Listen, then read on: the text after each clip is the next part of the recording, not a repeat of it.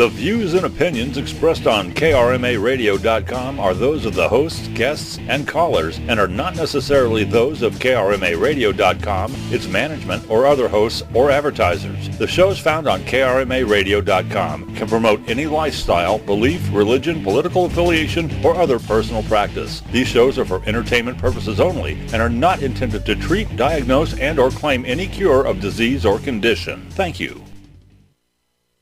It's time for the Some Kind of Radio Show with Earl McCune and the Crazy Crew here on Karma Radio. Call now at 330-673-CHAT. That's 330-673-2428.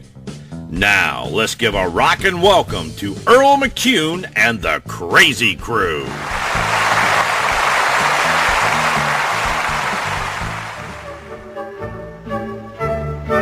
Once upon a time, in a land far, far away, there lived a dreamer whose only wish was to spread joy among his fellow men. But there was one problem. Oh, baby, give it to me. He was different. You like that, huh? Oh, yes, I love it, baby. You want to be a disc jockey? Very much so. What are you, an idiot? How will you stay with a somewhat abnormal job? He was offensive. The underpants are coming off. That is the first naked lady in the history of radio. This is disgraceful. We should be taken off the air. He was obnoxious. I'm going to have sex with you right now over the radio. And I want you to Straddle the speaker. He was disgusting. I thought you were going to control this guy. You want me to go on? A woman had an orgasm on the air. This is the best sex I ever had. They tried to shut him up. You want to tame him? Did you say testicles on the air? Oh, yes. Switch him off. Oh, my God. She has swallowed an entire 13-inch kielbasa. You gotta love that, folks. Your husband's quite a character. Just an actor. And tune him out. Don't sing along with the music. No jokes dealing with flatulence. I refuse to work with this man 1 minute longer. I want to beat these guys. The only way to do that is to stay on the air. You are the Antichrist! You're fired. You're fired. You're fired. You're fired. This is good. This is good. Private Parts. The true story of a man with big dreams. We are gathered here today in praise of me. And a very small. No. Did you say penis?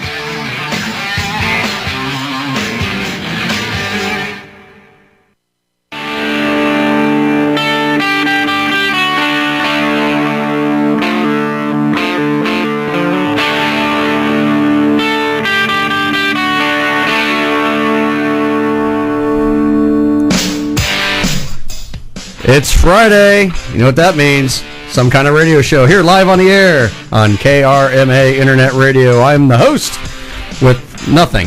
I have nothing. I usually say host with the most, but I got nothing. I absolutely got nothing tonight. The only thing I got in common with Howard Stern is we got the same size nose. But I think I got a bigger wiener than he does, though. I mean, I don't know. It's rumor. Rumor has it. Welcome to the show. We are saluting Private Parts from 1997, the Howard Stern biopic, more or less, about the early days of his career, back how he got started, how he got going, and, well, he's the king of all media, as they say. But Hey, thanks to him, these days, radio isn't as sissified as it used to be. That's right. Well, welcome to the show. The normal Crazy Crew is off doing other things tonight. I have a substitute Crazy Crew tonight. This is going to be kind of a fun little change the show. It's going to be a lot quieter in here. Deb's not here. Shh. Oh, she's listening. Hi, honey. Tonight, let me introduce my guest panel for the night. Of course, everyone out there knows the Comedy Killer. Hey, how y'all doing? What's going on, Tony? Another day in paradise. Yeah, it is. And want to introduce a gentleman here who's basically filling in for Bob tonight, and then we've got to know each other a little bit. Mr. Bill Burkett. How you doing, Bill? I'm doing great. How are you? Welcome to the show. Hey, you said you wanted to come and do the Friday night show with us one night. I'm here. I told you I'd call in. I did, and now you have me on air. Yeah, that's right. Yeah, we did Bob's show a few weeks ago. Yes, we talked about now. Bill is the high school bowling coach for Springfield. Yes, and that's correct. So Bob is Bob's a bowling guy, just like me, and we've talked a lot of bowling. We did a lot of bowling discussion on Bob's show a couple weeks ago on the Bob on Sports show on Sundays, which Tony and I here at Comedy Killer are going to be hosting ourselves on Sunday this week. We're probably going to have an abbreviated show there on Sunday. Usually it's a 2 to 5 show. We're going to probably just do a 3 to 5 show this week. I will post an update on our social media here as details become available, everybody. So just want to let everybody know, but the Bob Fritz is actually on a bus right now headed towards Topeka, Kansas, so he can he has a meet and greet with his baseball team out there. The Topeka Train Robbers are doing a meet and greet and getting to know the people in the city, and it's kind of just a big kind of thing they got going because he's going to be heading out there in a couple months to go do his managing out there for the Topeka Train Robbers pro team out there. It's Topeka. That sounds like a tropical paradise. No, it's Kansas. No, it's not. Oh, okay. No. But Bob couldn't get down in the tropics, Hawaii, something like that. You kidding? You get Bob down there, he'd never come back. Yeah, that's true. That's true. And what a name for a baseball team, the Train Robbers. Train Robbers, that's right. I guess that's not as bad as the Rubber Ducks, I suppose. Well, the Rubber Robbers. Yeah. When you need one, it's gone. Anyway. Well, as I said, we're going to be saluting the movie Private Parts that came out in 97. Of course, had Howard Stern and Robin Quivers and basically that whole crew of crazies he had on the show throughout the years, and man, I'll tell you, I love that movie. It's just one of my, you really think about it, he really did pave the way, towards making radio better than it used to be. I mean, of course, he made the big jump and made satellite radio really what it is now, too. Yeah. If you really think about it. I mean, when he made that move to Sirius, it turned, it went from, a few 100,000 subscribers to millions of subscribers. Oh, yeah. Yeah, just bringing him along and getting him that deal was probably one of the biggest things for satellite radio to ever come about, which, in turn, also helped develop our internet radio stations. Oh, yeah. Which is great, stations like this wouldn't exist without what he did. Yeah. Without question. So, our salutes off to Howard Stern this Friday night. Okay, good night. No, I'm just kidding. But you too can, call in tonight, 330-673-CHAT, 330-673-2428. Talk to us about whatever you want tonight, whatever's on your mind. We'll take your calls. You can just vent about something. You want to gripe. Of course, tonight is Friday the 13th. And, I do want to talk about something serious, and we were talking a little bit about the off the air. It was, my heart's out to the families that lost loved ones in the plane crash in Akron, the 9 families with the pilots and, the 7 people from Florida down there. I mean, I will say this for the folks here in Akron, we're all very lucky that no one on the ground was killed. Yes, we are. And I've been following that story. It's just one of those things. Like they said, when I first heard it, like I said, a plane crashed in Mogadore. I'm like, I know, right? I used to live right near there. Like, where it's at? Then I'm looking on. They're showing. I see the street there. I'm like, is that Mogadore Road? Yep. And I'm like, oh my God, I've been past there 1,000 times in my lifetime, and been past there. And it's funny. I almost moved into an apartment right up the street from there at one point. So I was like, wow, okay.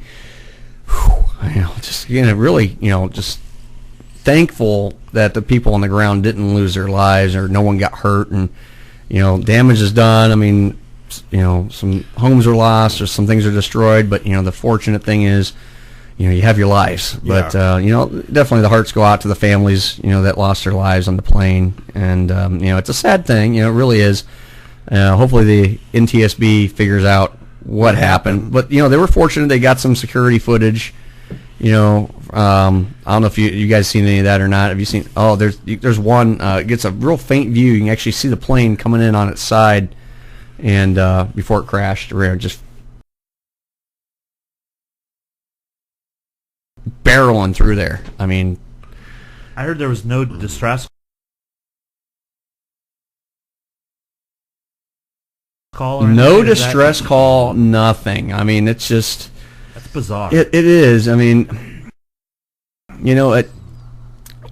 we've had crashes in Akron before. Yeah. I mean, but I don't think anything quite like a jet crashing. We've had small Cessnas and things like that happen, but I mean that airport, the Akron Fulton Airport does get a lot of those private jets always going in there all the time, and it's just amazing we haven't had more incidents like that because there is no air traffic control there. They have to talk to Cleveland Center. Yeah. You know, and that's how they get all their information for that airport, and then, you know, get the frequency for the radar and all that, and the signal for the landing and approach system there. I mean, definitely it's. And one thing to be lucky too is, you know, I suppose now if it would have hit about a quarter mile down the road, let me think of my direction, about southward, if it would have hit actually within like the city limits of Mogador, God. There's a chemical plant there that I service. Yeah, that could have been bad. That late, you know, Mogador would have been no more. You know, it almost makes you wonder too. I was, you know, the thought is, and this is just something I've been, this is pure speculation, of course, is it makes you wonder if like a bird flew into one of the jet engines or something and caused a flame out or something like that, just for it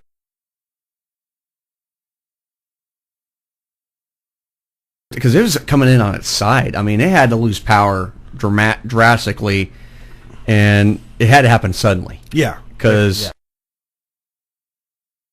and the pilots. I mean, I was reading there was some information that the one pilot had 6,000 hours of flight time, the other one had 4,500.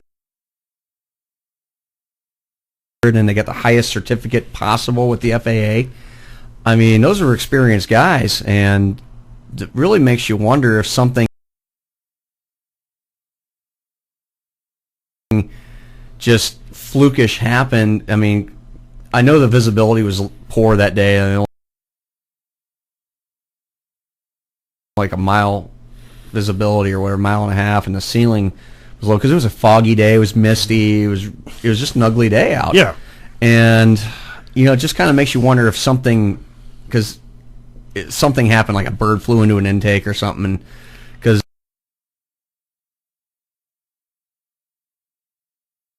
that plane it had to happen suddenly. Because they said it was flying low. I wonder if they were flying lower trying to see or what.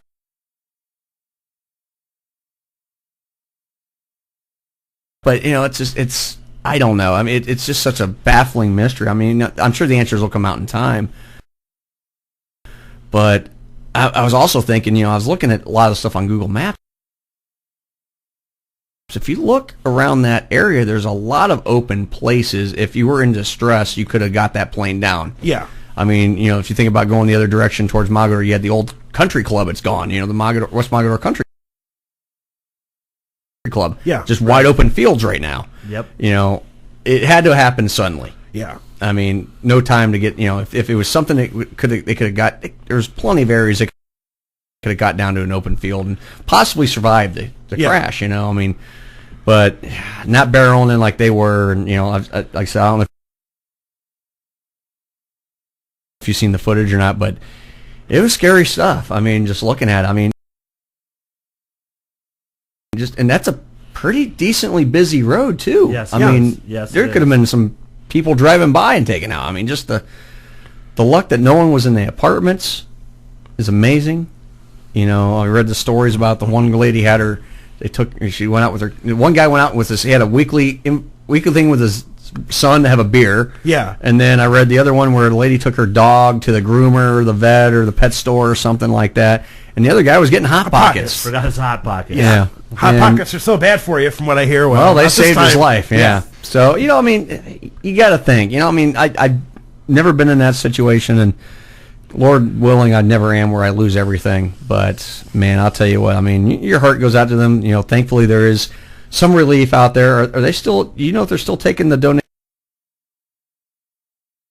at the pizza place in Springfield still? Or? It's an outlet. It's an outlet, yeah. Yeah, okay. I believe they still are. I mean, what I've been reading on Facebook, you know, they're still down there trying to collect for them. Trying to raise money. And I know one lady, I read a story, I didn't get too much detail. I guess there was a lady who said she had a whole warehouse full of stuff, and she donated, like, you know, just appliances and stuff like that, and try to, you know, whatever. I mean, Christmas trees, all sorts of stuff, you know. I mean, just the local Red Cross is helping the people that got displaced because everybody that was in that apartment building got told to split for about a week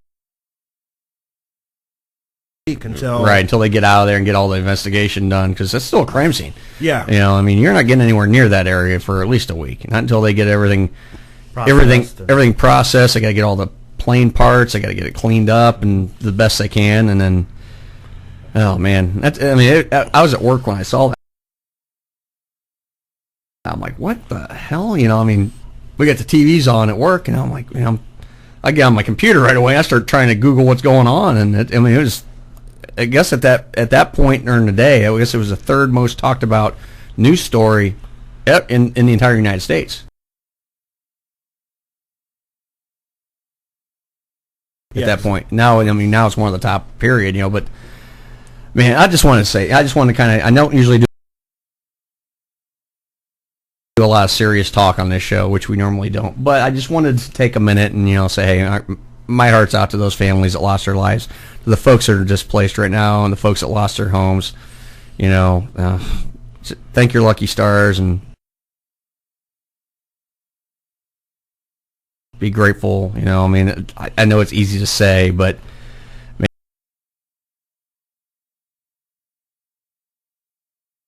and, you know, my heart's out to those folks, and, you know, if I can do anything to help out, I'll try to donate something if I can. But man, that's it's a tough situation, you know, and it's something that you wouldn't think. That's one of those stories that would never happen here, and it happened here. You know, and but like you said, you brought up that chemical plant down the road. Yeah, you know, that, could you imagine if that would have happened there? Yeah, I was talking. Oh my God! I go there twice a week, and I had to check in with the one guard, and I was asking her. I said, just imagine if, you know, we were talking about the plane crash, and I said, hey, God. If just imagine, I mean, if it would have landed here, like everything within 5 miles of that place would have went up. Oh yeah, there'd have been thousands of lives lost. Yeah, I mean, it would have been bad. I mean. But and there's the school's right there. The school's there. Yeah, that's the thing. You know, you got right there. You got Ellen High School there. I mean,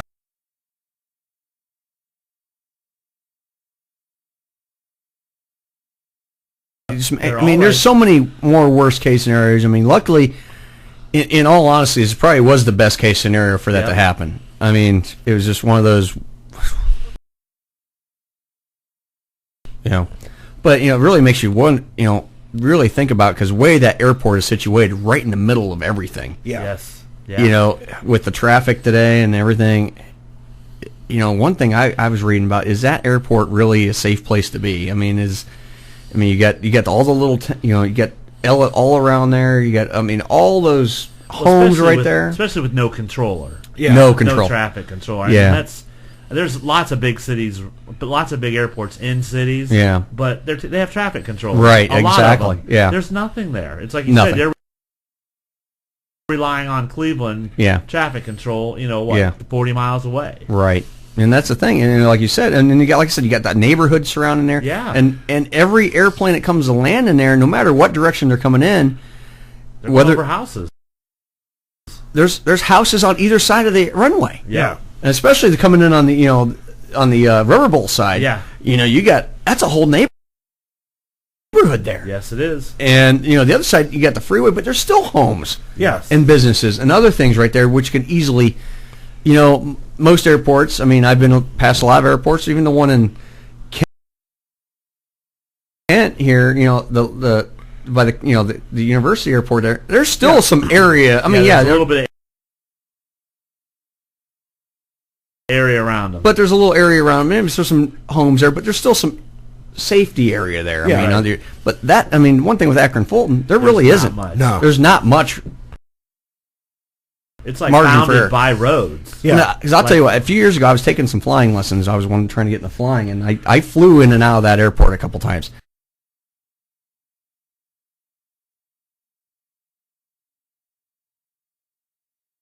That's a scary landing. Mm-hmm. It is a frightening landing coming in there, because you got no margin for error. You're surrounded by roads. Yeah. On any direction you're in.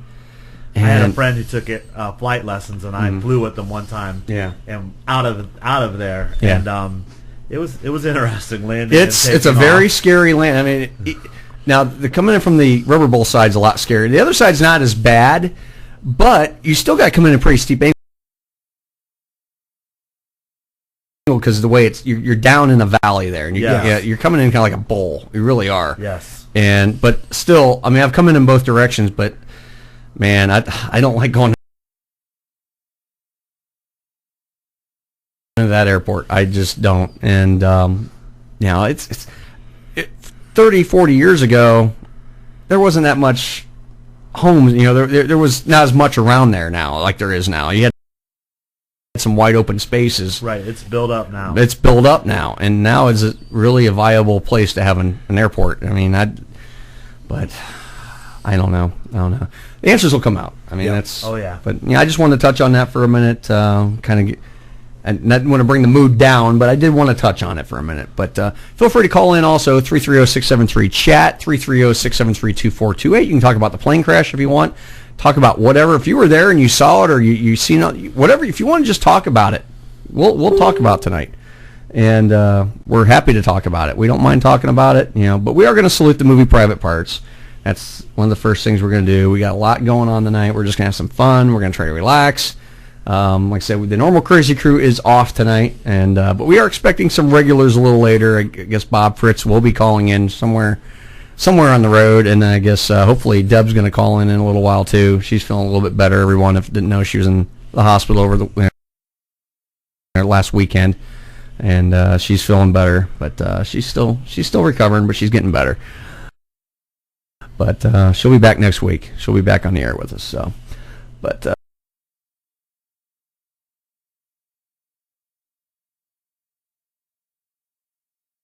We're going to have some fun. So, let's see. Tonight also, Hilljack Bob's going to be in with a very interesting top 10. Something to do with public restrooms. That's all I'm going to say at this point. Hilljack Bob in a public restroom. That just scares me right there alone. Yeah.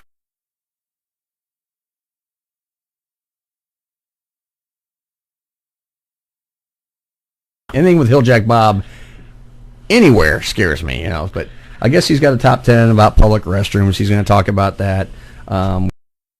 We are going to touch on some of the lighter side of the news headlines here in the next half hour. We got a lot of fun stuff coming up. We're going to have some clips of Private Parts throughout the night. We're going to load you up with those.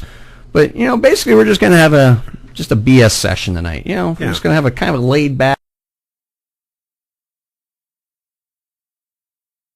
kind of keyed down, low down thing. But I think one thing I was going to ask Bob now.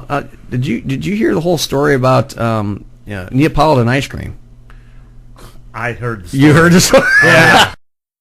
Okay, so he knows the story. Yeah, good. But there's no Neapolitan ice cream tonight. So I mean. I heard that story. Call in with your favorite ice cream flavor, though, besides Neapolitan. Yeah, call in with your favorite ice cream flavor, too, tonight. So, we'll take calls on any subject tonight. We're just gonna have a BS session. We're gonna talk about all sorts of stuff. Just have a good time, and like I said, just we're here. We're here for you. We're here on the air. Great shows here on Karma Radio. A lot of great shows throughout the week. Alder Realm's got a good show coming up tomorrow night. I will read their post here in a minute on Facebook and talk about their show here when we come back. But then we are going to also, like I said, we're going to touch on the headlines. Again, the number, as always, 330-673-CHAT, 330-673-2428, and you can join us here on Some Kind of Radio Show. Why don't we take a break real quick, guys? What do you think? All right, good. All right, we'll take a break. All right, let's see. Do I got this right? It's been a while since I ran the board. There we go. Bingo. You're listening to Some Kind of Radio Show here on KRMA Internet Radio. Salute the Private Parts. We'll be right back after these messages. Stay tuned. Chippewa Schools would like you to join them November 26th, Thanksgiving morning, for their 5K Step to the Beat, Music in the Streets. This is a benefit for the Chippewa Schools Music Boosters to fund their high school and middle school band, choir, and school musicals. Get a free race t-shirt for registering and burn off your Thanksgiving calories on this scenic 5K 3.1-mile race through historic Doylestown, Ohio. Sign-in is 7:30 a.m. and the race starts at 8. You have until 10:30 to finish the race. All ages and abilities are welcome, but minors must be accompanied by a parent or guardian. Cost is $25 per individual runner. Teams of 5 or more are $20 per person, and teams of any size are welcome. Your contact is Michelle Riendo at 330-658-2011, extension 515. Or sign up on the link, doylestown.com. Run with Team Karma Thanksgiving morning and help the kids keep music in the Chippewa schools. Hi, I'm Maggie Fuller. And I'm Alistair Crowley. Listen to the Handy Randy Show on Tuesdays from 8 until 11. On KRMARadio.com, you won't be sorry. Carburetors, transmissions, and more. And manly stuff. Hi, I'm Bob Fritz, host of Bob on Sports and More, here on KRMARadio.com. We talk sports and anything else you want to talk about. Join us on Sundays from 2 to 5 right here on KRMARadio.com. Hi, I'm Debbie McCune, co-host of Some Kind of Radio Show on Karma Radio. Tune in Fridays from 8 to midnight where you will get a great laugh as Earl, myself, and the crazy crew salute movies, TV shows, skits, funny news, and much, much more. We want to hear from you, the listeners. So call in live at 330-673-2428. Only on Karma Radio, Fridays from 8 to midnight. Coffee News, that little brown paper you see everywhere, is an ideal way to spend your time with info on local events, fun facts, trivia, and so much more. Pick up a fresh edition every week at over 900 locally owned restaurants and other busy waiting areas throughout Greater Akron, Canton, and Medina. Be sure to enter our contest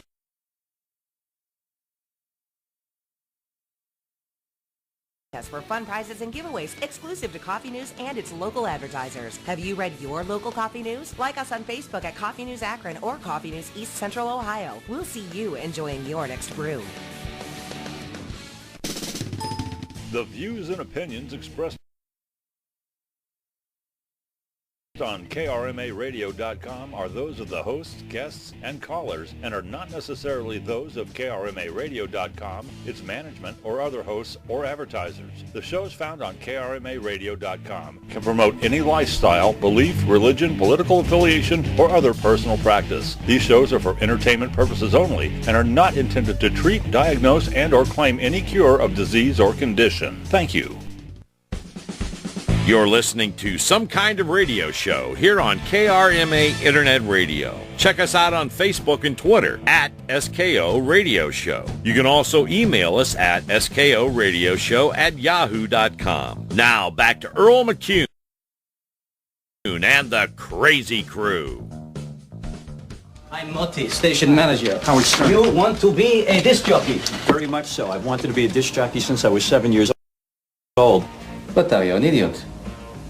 No, sir, I'm not an idiot. In fact, I have a communications degree from Boston University, and I would work very hard for this company if given the opportunity You want to see me?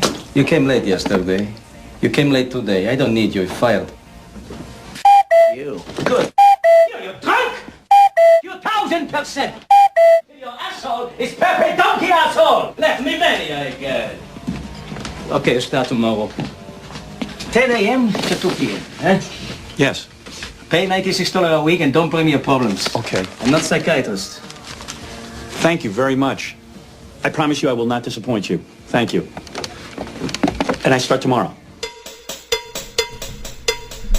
I wanted to be a disc jockey all my life, too. Yeah. I really did. I mean, I never did until, we came here, and then, I talk, and I'm not really spinning tunes, but, I mean, I'm a talker. I'm a talker guy. Welcome back to Some Kind of Radio Show here on KRMA Internet Radio. KRMARadio.com is where you are tuning into us at. If you're listening to us and you want to be a part of the show, give us a call, 330-673-2428. That is chat. That's what it spells out, 2428.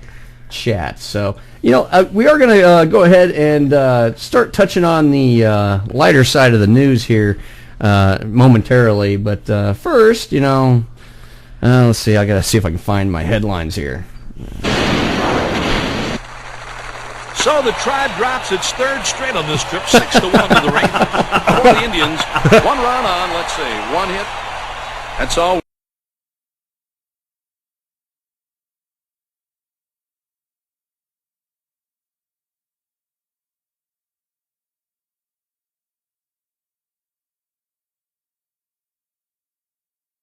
We got one goddamn hit. Can't say goddamn on the air. Don't worry, nobody's listening anyway.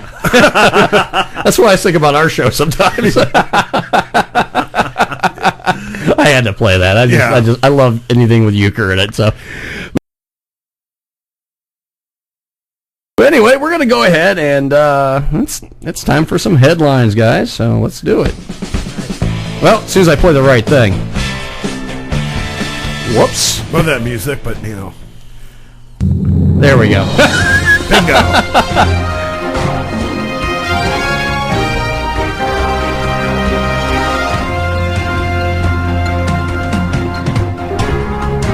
All right. Tonight's headlines are brought to you by... crap, I can't find it. The hell with it. That's what I was looking for, but I couldn't. In fact, I'm still looking for it. Yeah, I'll find it. Let's see. Where is it at? Where is it? I want to play that real quick because I really want that. Let's see. I can't find it. Let's see. I'll find it. I want to find it because, I want to do it properly, and I really want to have the. Let's see. Where is it? I know it. Oh, here it is. Okay, wait a minute. Just for the sake of doing this, I want it to sound right, so I'm going to replay the headline theme one more time, just to have some fun here. Okay, hold on a second. Here we go.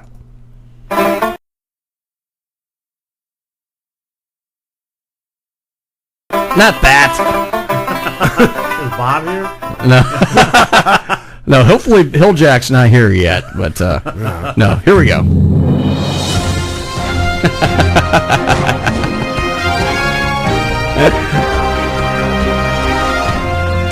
I gotta have fun with this. I gotta have fun with it.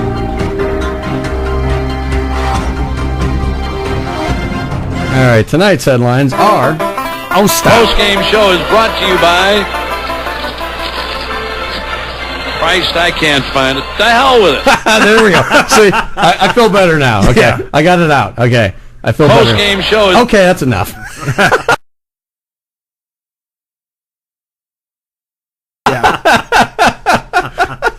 You gotta have fun. Yeah. You gotta have fun. If you can't have fun doing this, then you shouldn't be doing this. Yeah. But anyway, here's an interesting story that we found out. The nation is shocked to learn that bacon isn't healthy. No. I know. I mean, we wrap everything in bacon. I know. Yeah. Well, it tastes. Bacon's like the fine. Okay. Anyway, America's been left in disarray after the World Health Organization stated that processed meats, including bacon, may cause cancer. Everything causes cancer. Breathe the air, it causes cancer. Yeah. Jeez. Anyway, a quote here. It's just don't make sense. I feel betrayed, said quadruple bypass survivor Kevin Donnelly.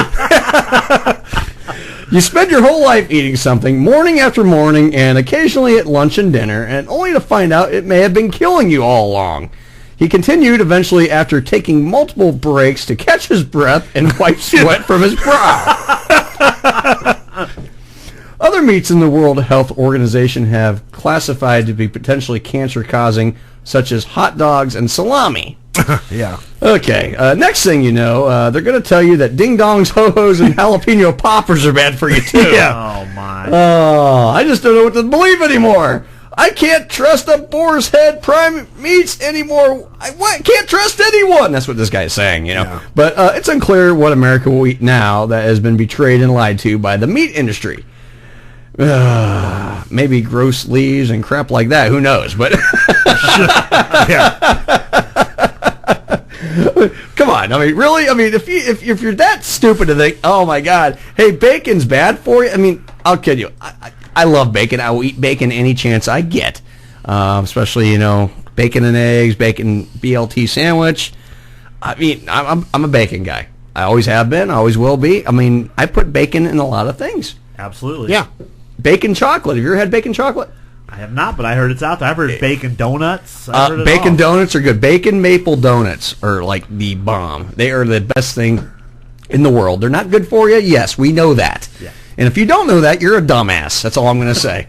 Well, you mentioned salami in there. Yeah. I know a lot of women that like salami. Well, just and hot dogs too. I know. And hot dogs. And the kielbasa's, And the kielbasa. Yeah. And it's funny because there's this restaurant that's, down the road, and they're all over the United States, and their claim is they're always open.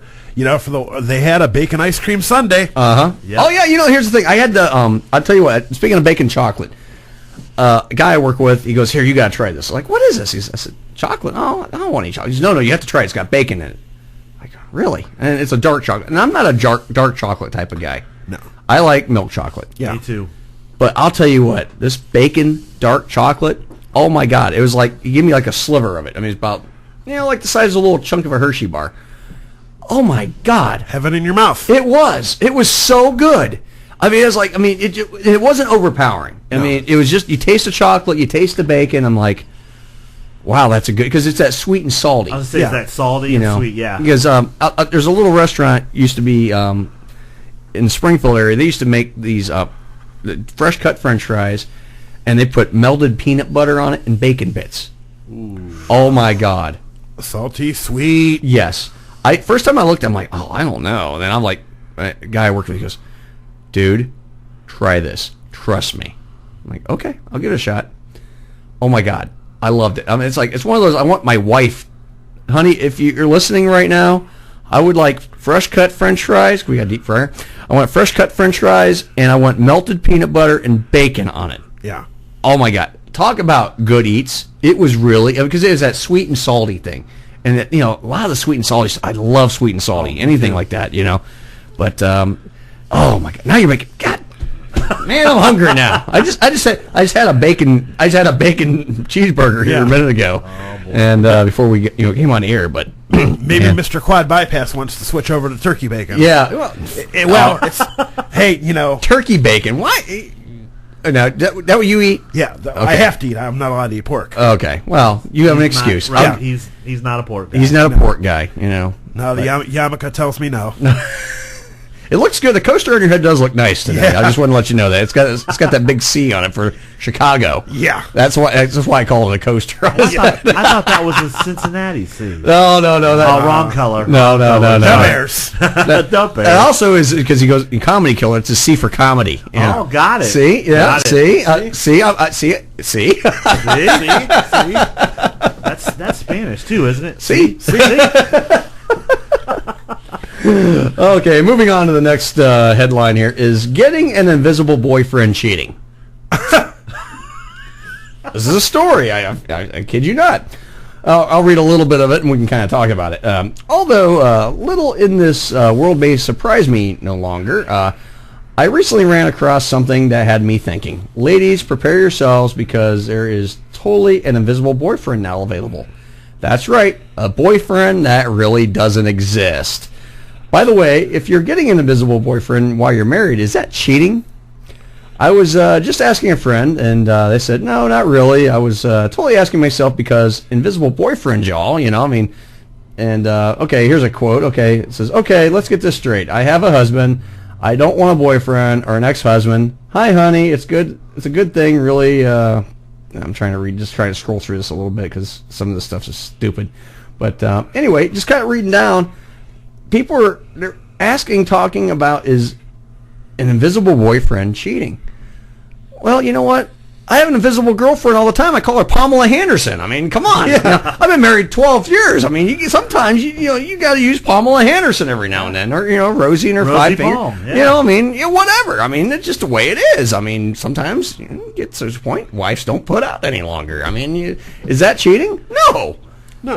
I mean, so could be my invisible girlfriend. And here's the great thing: she doesn't talk back. She knows how I like it, and it's a match made in heaven, The only thing is she don't cook well. I mean,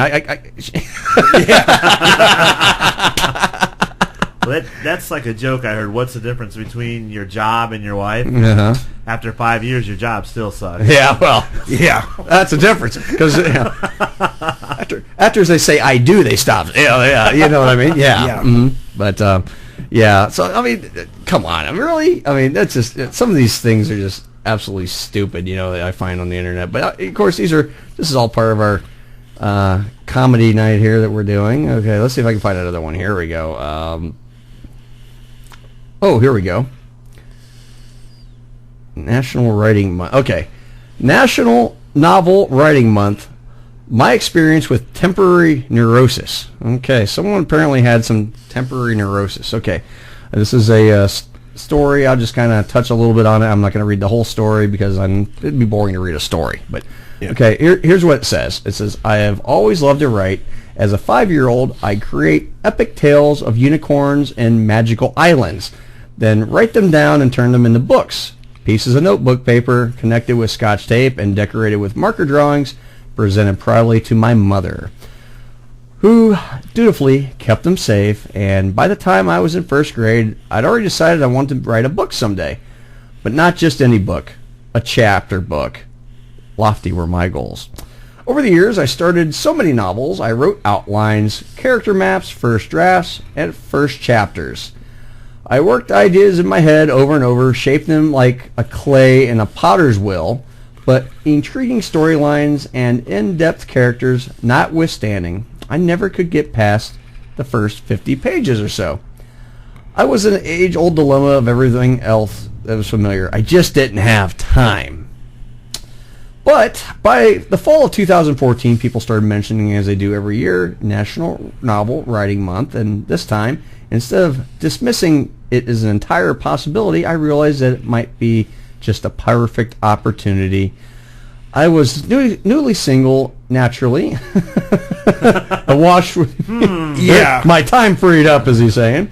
I'd also just given up my hour-plus commute in favor of a new job just a few minutes away from home, thereby saving many hours a week.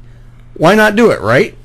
Well, the story goes on. I guess they were reading and they were trying to write a romance novel, and then they kind of ran into some writer's block. And I'll tell you what, I don't know why I picked this one, but this goes on forever and ever and ever and ever. But basically, the last couple lines is, so I hereby raise my wine glass this year to NaNoWriMo novelist. Right on, you brave, crazy bastards. I'll join your masses again someday. Apparently, this guy couldn't write more than a look at 50 pages, and he tried. He couldn't do it. But yeah, I tried to write my memoirs once, and then I got the leaflet, and then I was done. I mean, I didn't have much to write about. I mean, it's like I was born, then I grew up.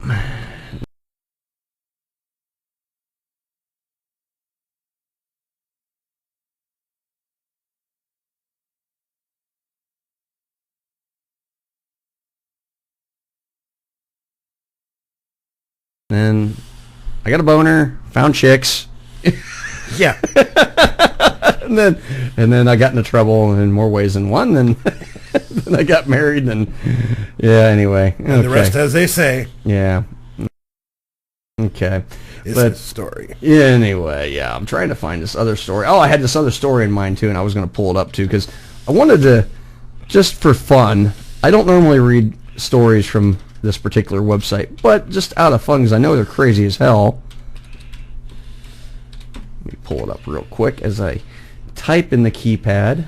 Normally I have all this stuff prepared, but I kind of didn't have a lot of time this week to do a lot of preparing. Okay, let's see. Wait a minute, what's it say, man? Okay, wait a minute. Yeah, here we go. Now this sounds just enough weird here. Let's see. Where is it? Okay, here we go. This is just goofy enough because it talks about food. Yeah.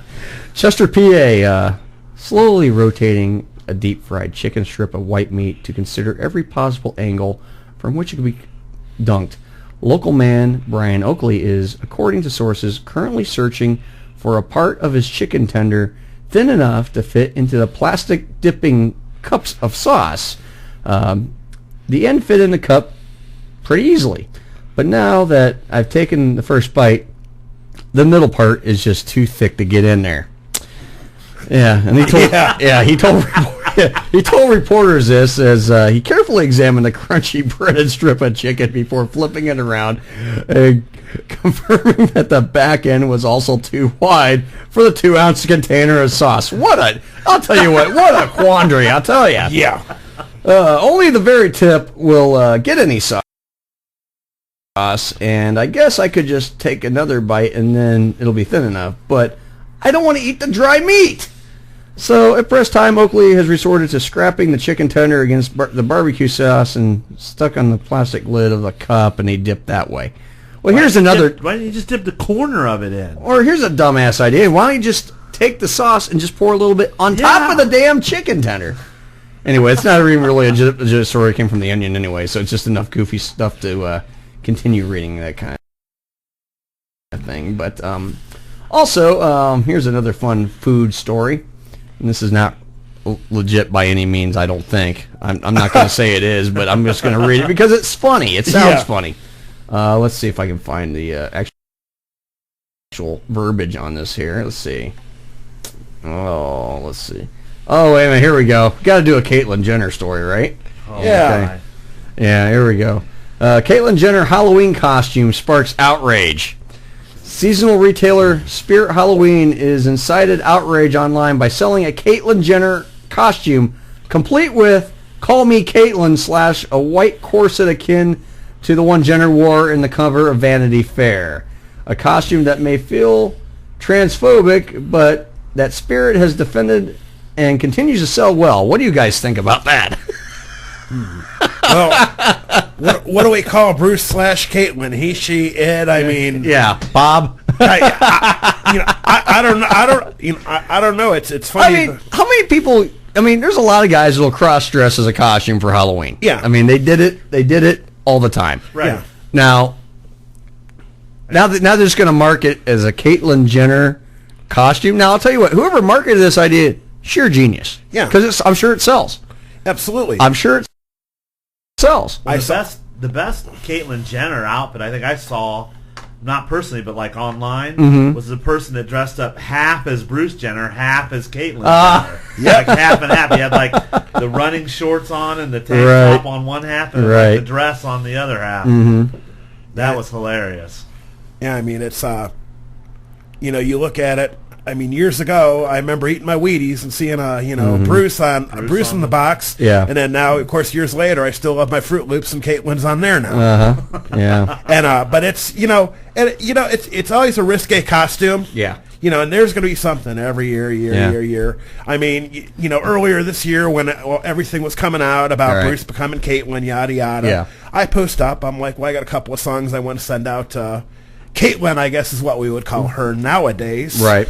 First one was "Man, I Feel Like a Woman" by Shania Twain. And then, I figure, because when I DJ'd karaoke years ago, I used to have a guy that would come up and sing that song. Yeah. And he did it purely for entertainment purposes, I hope. I hope, yeah. And then, so he came up and it was good for a laugh. And then the only other song that could come to mind was, little Aerosmith, "Dude Looks Like a Lady." Yep, absolutely. And it's, Yep. I mean, to me, Bruce, Caitlyn, because nowadays he doesn't feel much like a woman anymore. I guess he wants to go back to being a man. Well, you're kind of halfway in between that journey there, buddy. Yeah. But, it's just, you sit there and think, it's like, what could you really think about it? And, you do something like that. Yeah. You go out and it's in the national media. You're going to get made fun of. Well, here's the thing. He's kind of like half stuck now because he already had the boob job. I mean, you can always get them removed and go back to being Bruce. But you know how much criticism he thinks it's bad now. Yeah. It's going to be worse if he goes back. Yeah, I mean, because he already had the facial reconstruction and all that. He's still going to look like a chick. He's still got the twig and berries. Yeah. I mean, he's got the best of both worlds. I mean, he can play with his boobs and still. See, he never has to leave the house. I mean, really. Yeah. I mean, why not? Now, here's a breaking story. It's very important. We must share. Chinese buffet has French fries. Chinese buffet has French fries. I mean, that's breaking news here, guys. Breaking news. Breaking news.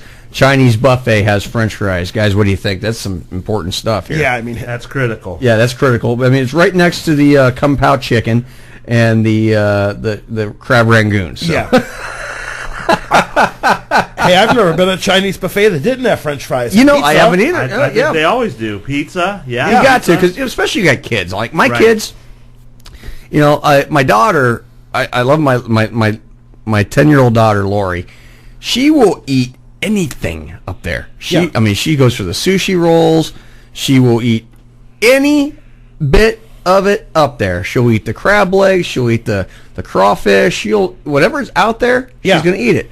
My son, on the other hand, he just turned 12. He will not touch it. I mean, it's got to be, if he goes somewhere, it's got to have pizza, macaroni and cheese, or French fries. Yeah. And that's it. I mean, he might get the chicken nuggets they have for like the sweet and sour chicken, and he might eat those, but he won't eat any of the other stuff. He absolutely refuses to eat that stuff. He goes, nope, because my son, he's got autism, okay, but he's a high functioning autistic, but he's very picky on what he eats, and he likes certain things, and you can't give him. It's hard to get him to try new things.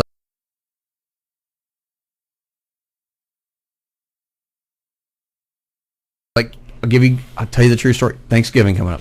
He will not eat the turkey. He won't eat the cranberry sauce. He won't eat the stuffing. I got to make him chicken nuggets or something like that on those holidays because he won't eat it. He refuses to eat it. And it's very rare when I actually get him to try something new. Like for the longest time, he loves grilled cheese sandwiches. Yeah. He'll eat them every day if you let him. One day I tried to get him to eat a quesadilla. He goes, I'm not eating that. It's like, it's basically a grilled cheese, but just got different type. I said, just a different bread. Yeah. He goes, okay, I'll try it. Now it's like, every time we do taco night at the house, I got to make him quesadillas. Yeah. Got to make him quesadillas. And he goes, make me a 3, 4, 5 layer quesadilla.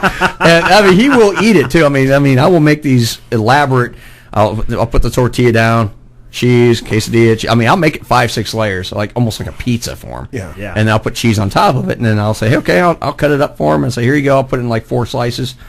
My God, I've never seen a kid chow down on stuff like that. Man, he goes to town on this stuff. But you know what? Hey, why not? If he likes it, he eats it. Absolutely. I mean, but like I said, for the longest time, I was trying to get him to eat quesadilla. I said, I know you won't eat because he won't eat red meat. He won't eat the taco meat. He don't do it. He's very picky, very, very picky on what he eats, and. You know, it's like macaroni and cheese. He's got to have a certain brand of macaroni and cheese. Mm-hmm. You know, now it's got to be Kraft. Yeah, it's got to be Kraft. It's the cheesiest. Yeah. Now he's starting to kind of try other kinds now. Like he's done the Velveeta. Now, like my wife, she makes homemade macaroni and cheese. Oh, that's the bomb. She makes baked macaroni and cheese. Now my wife, God love her, she was baking it for me. But we'll make him a portion that's no bacon or no meat in it, and he'll oh my God, he'll eat that stuff like nothing. Mm-hmm. So I mean, there's I had to just kind of do a funny, important story here. French fries on the Chinese buffet. Yeah, that's important stuff. So because we're talking about food here all night, but also, kind of along food and Caitlyn Jenner. Yeah, you're talking about dressing up like a woman. Well, Frankenfurter from Rocky Horror Picture Show was really the first transvestite I ever experienced. Yeah. Mm-hmm. You know, growing up, it was like Rocky Horror Picture Show. So to me, Caitlyn's old. I mean, is like. Well, she's like what 60 something or she's like 65 or something like that. It's like that's nothing new, really. But here's the thing: you ever seen 65-year-olds with perky boobs? I mean, because those are fresh. I mean, but.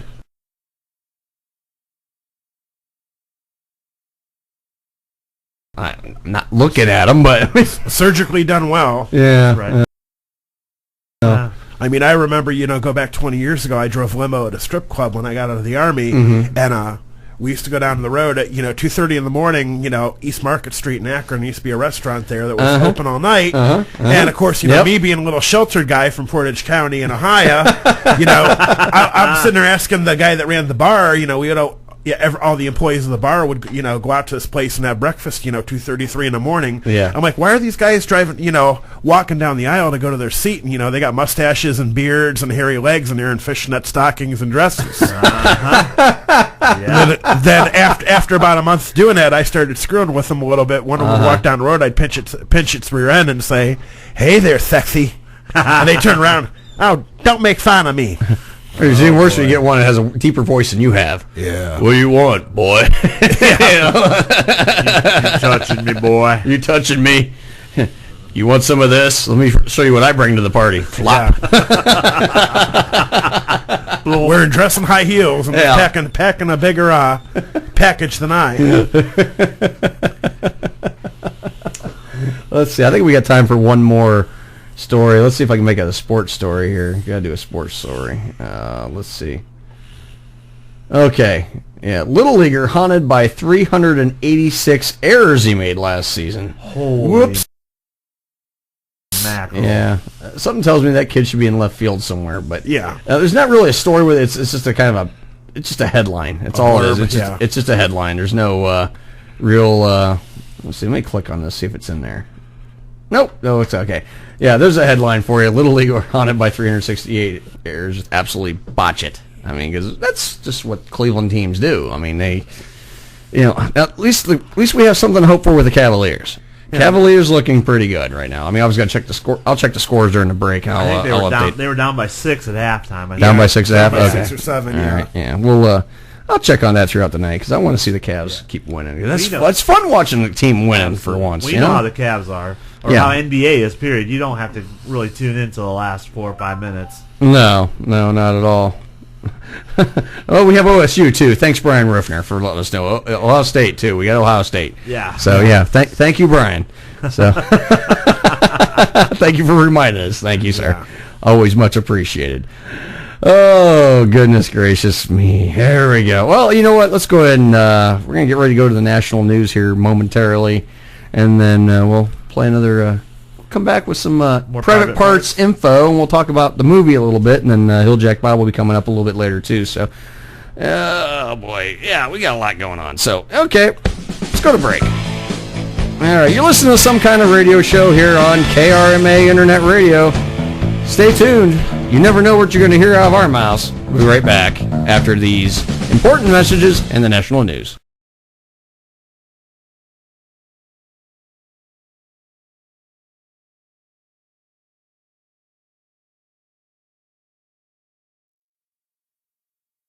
Okay, number 6. Ready, boy?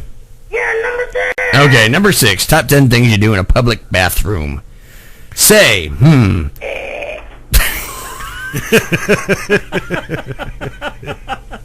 Say, I've never seen that color before. Oh, no. Oh, boy, it's getting bad. It's getting bad. They're getting worse as we go. Bob, okay, I'm just going to ask.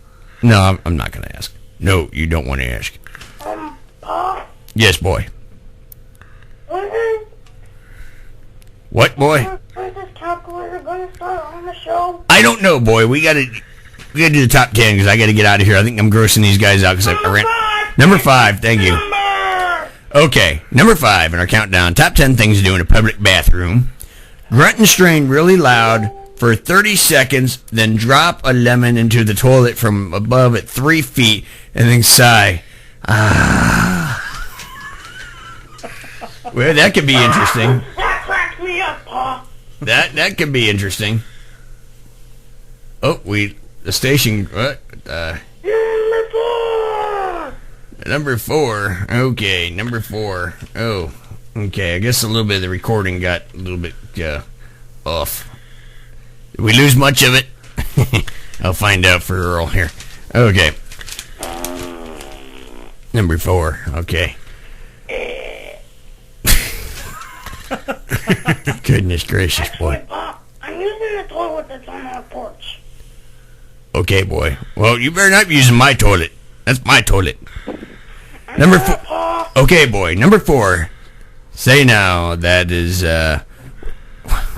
say. Now, is that where my tooth fairy money went? Oh, boy. Okay, number 3 in our countdown. Number 3. Wow. Interesting. More floaters and sinkers.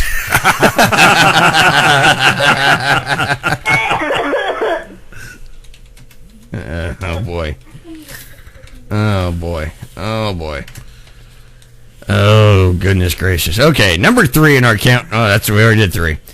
Oh, I mean number 2. Number 2, yeah, that's what you're doing, boy. Yeah, they're doing. Number 2, alrighty.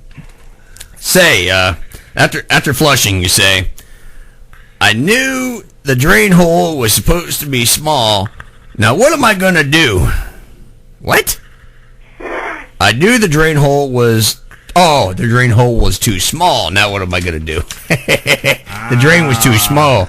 Well, I've had some turds that come out a little bit too big for the drain. Yeah. And then when you don't have a plunger, sometimes you have to take a stick. What am I gonna do? What the heck is that? I think he was... Al, what are you doing, man? What are you doing in there? Hey, Hilljack Bob Jr., what are you doing? I only flushed the toilet. Oh, you had to flush the toilet. Oh, okay. Is that the That's hose? what is that the hose? Were you running the hose? Were you running the Porsche hose? Okay. Hilljack, that's definitely your boy. That's my boy. All right. And the number one. Go ahead, boy. Tell us. Number one. Take a little squeeze bottle and squirt it erratically under the stall walls of your neighbors while yelling, "Easy boy, easy boy." Wow. Lizard on the loose. Oh, boy. Was Princess Calculator going to be in an hour? I don't know.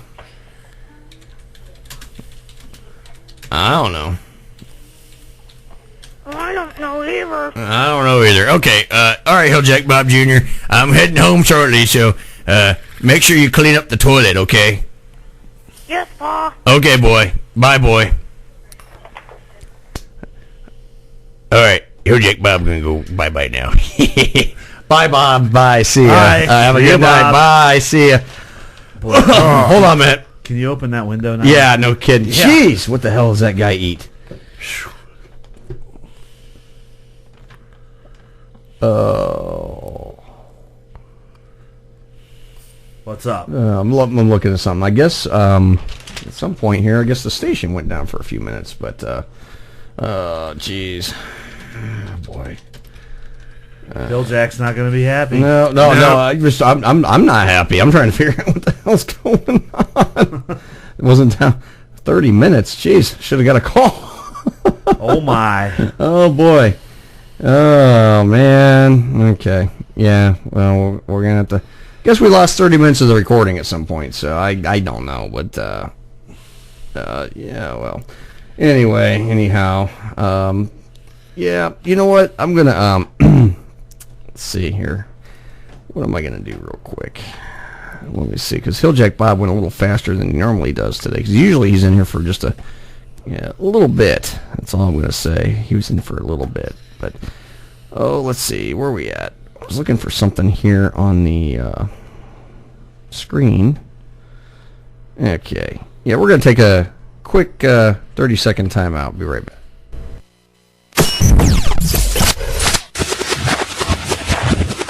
Get on the Karma Bus. Maybe we'll let you drive.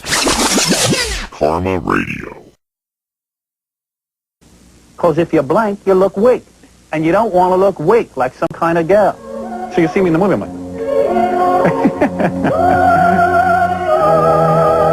That's why acting coaches can screw you up. So I allowed my natural instincts to come through on this movie. Yeah, I got the queen part. All right, here we go. Turn for the side. When we're sitting and trying to decide who should be the director of this, Ivan said, the person that I have in mind is Betty Thomas. Betty Thomas is the person to direct this movie. And action!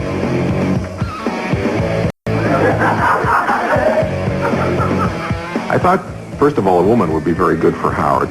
A lot of his key relationships are women. His wife, his editor on the book, and even Robin. And he seemed to be very comfortable with that. I went over to the station and met Howard, and he shook my hand, and I shook his hand, and he was shaking. He was nervous. He was so nervous his hand was shaking. And I thought, this is so good. I love this. What's that? We'll introduce her. Start over here and say who you're playing. Jackie Marling, Angry Jackie. Fred Norris, Fred. Mary McCormack, Allison. Howard Stern. Robin Quivers, Robin. There was never any discussion of casting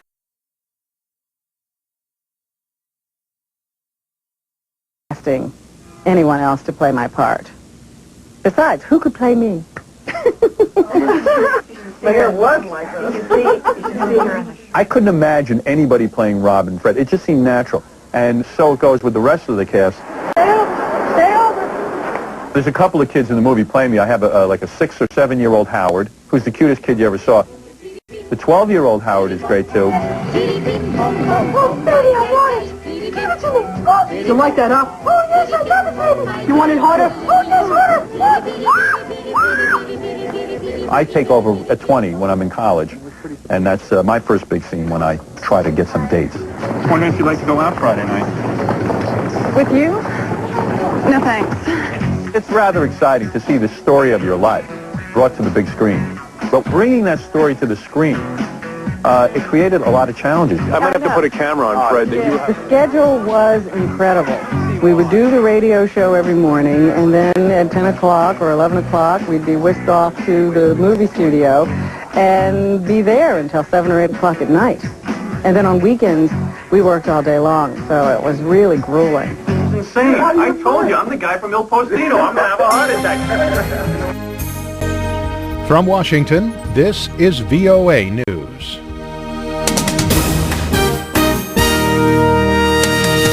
I'm David Byrd reporting a series of attacks rocks Paris with more than 100 people killed. A large number of people were held hostage at a concert hall. Police later stormed the building, and French police say at least 100 people were killed there. President François Hollande said he was declaring a state of emergency and ordering France's borders closed, an unprecedented act in 21st century Europe. However, he urged the French people not to be afraid.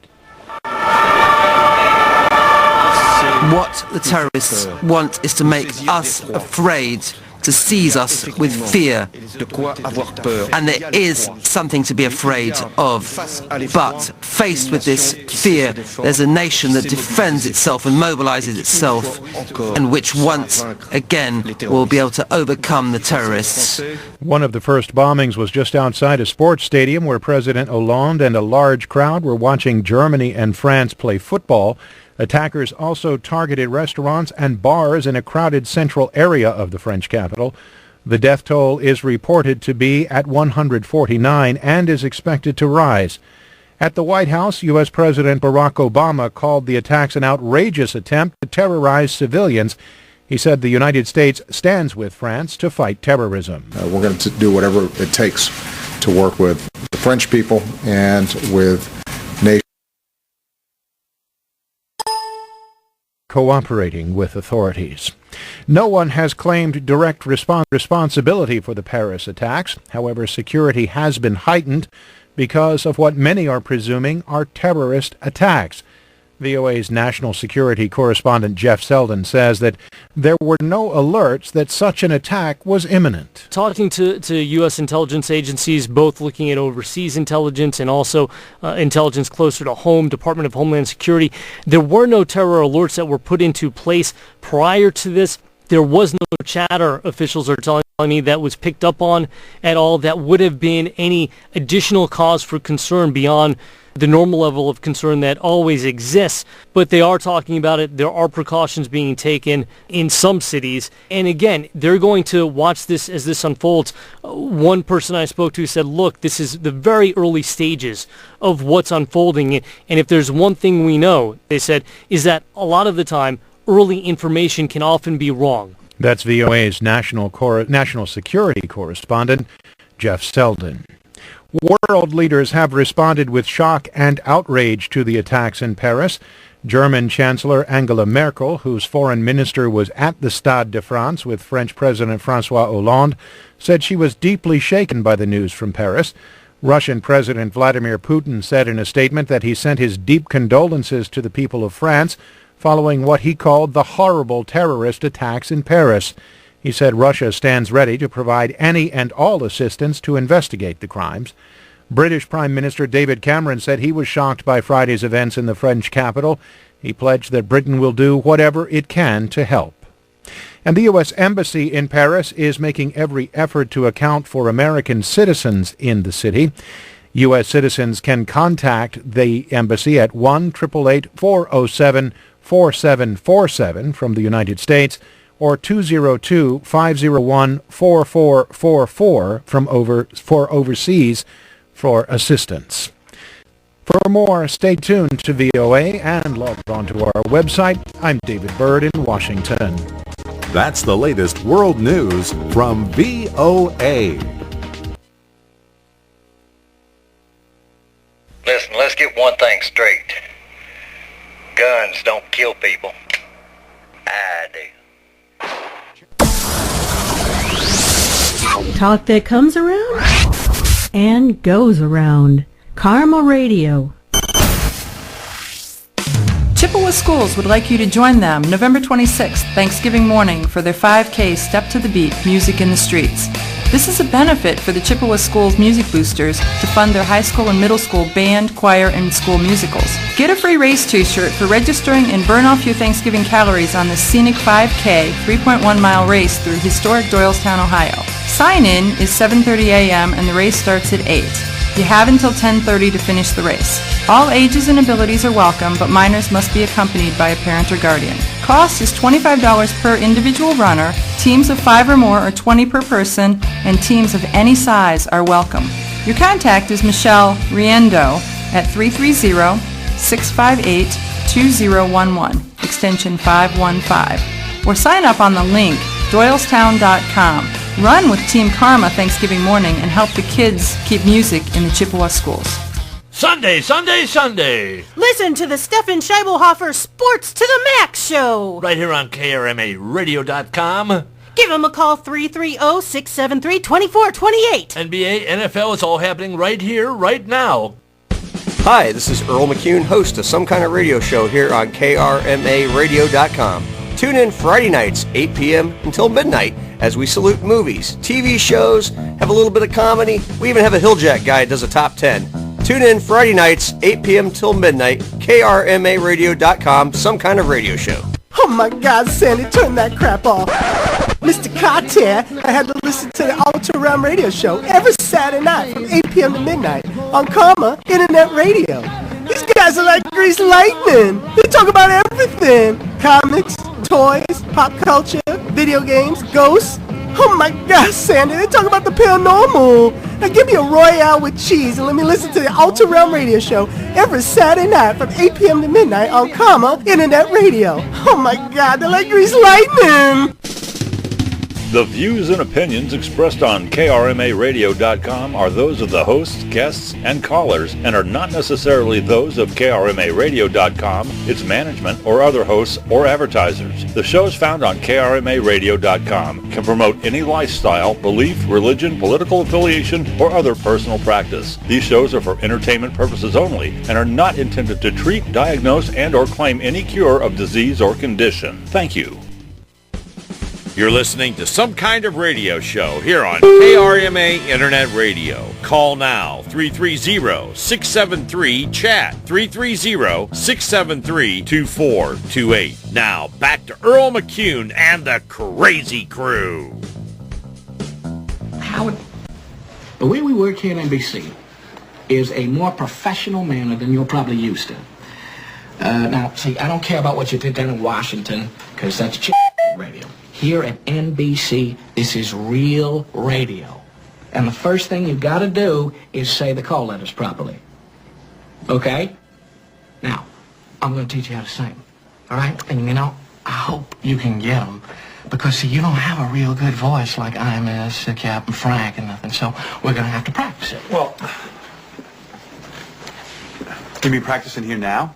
You're not going to get bashful on me now, are you, Howard? Okay, you ready?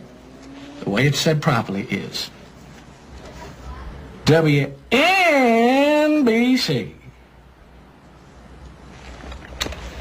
This is key. Come on.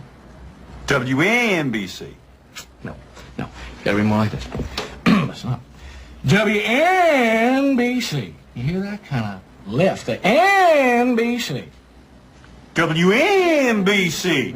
WNBC. Wider. WNBC. One more. In my mind, I'm hearing. It sounds like I'm saying exactly what you're saying. No, actually. WNBC.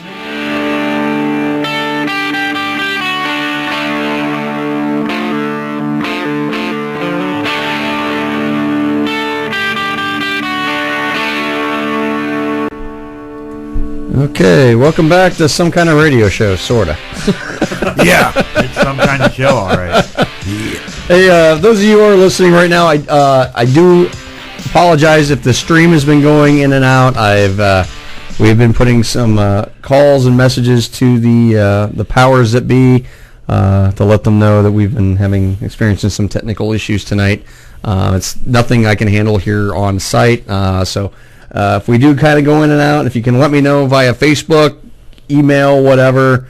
I am on Facebook, my personal page, whatever. Let me know. Call in the station. Let me know if we do go down at any point. That way we're not talking to ourselves. But we are up and running right now, as I'm told. So we've had some cutouts. I don't know how long we were out for at any particular time, but I guess we've been going in and out. So I do apologize. I do podcast this show. I turn it into a recording, and so I'm going to have some interesting editing to do in this program here. So, but that's okay. That's quite all right. So I mean, I'll just kind of hey, it is what it is. It's radio. Anything can happen in live radio. So I mean, just got to kind of go with the flow and just have fun with it. You know. So we're still here. We're entertaining you tonight. We're here till midnight. It's just a little bit after 10 right now. 10 after 10. 11 after 10 now. And we have just about under 2 hours left of this madness to go here tonight. 330-673-CHAT. You can call us into the studio, 330-673-2428. And, the funny thing, that top 10 that Hilljack Bob did, oh, my God.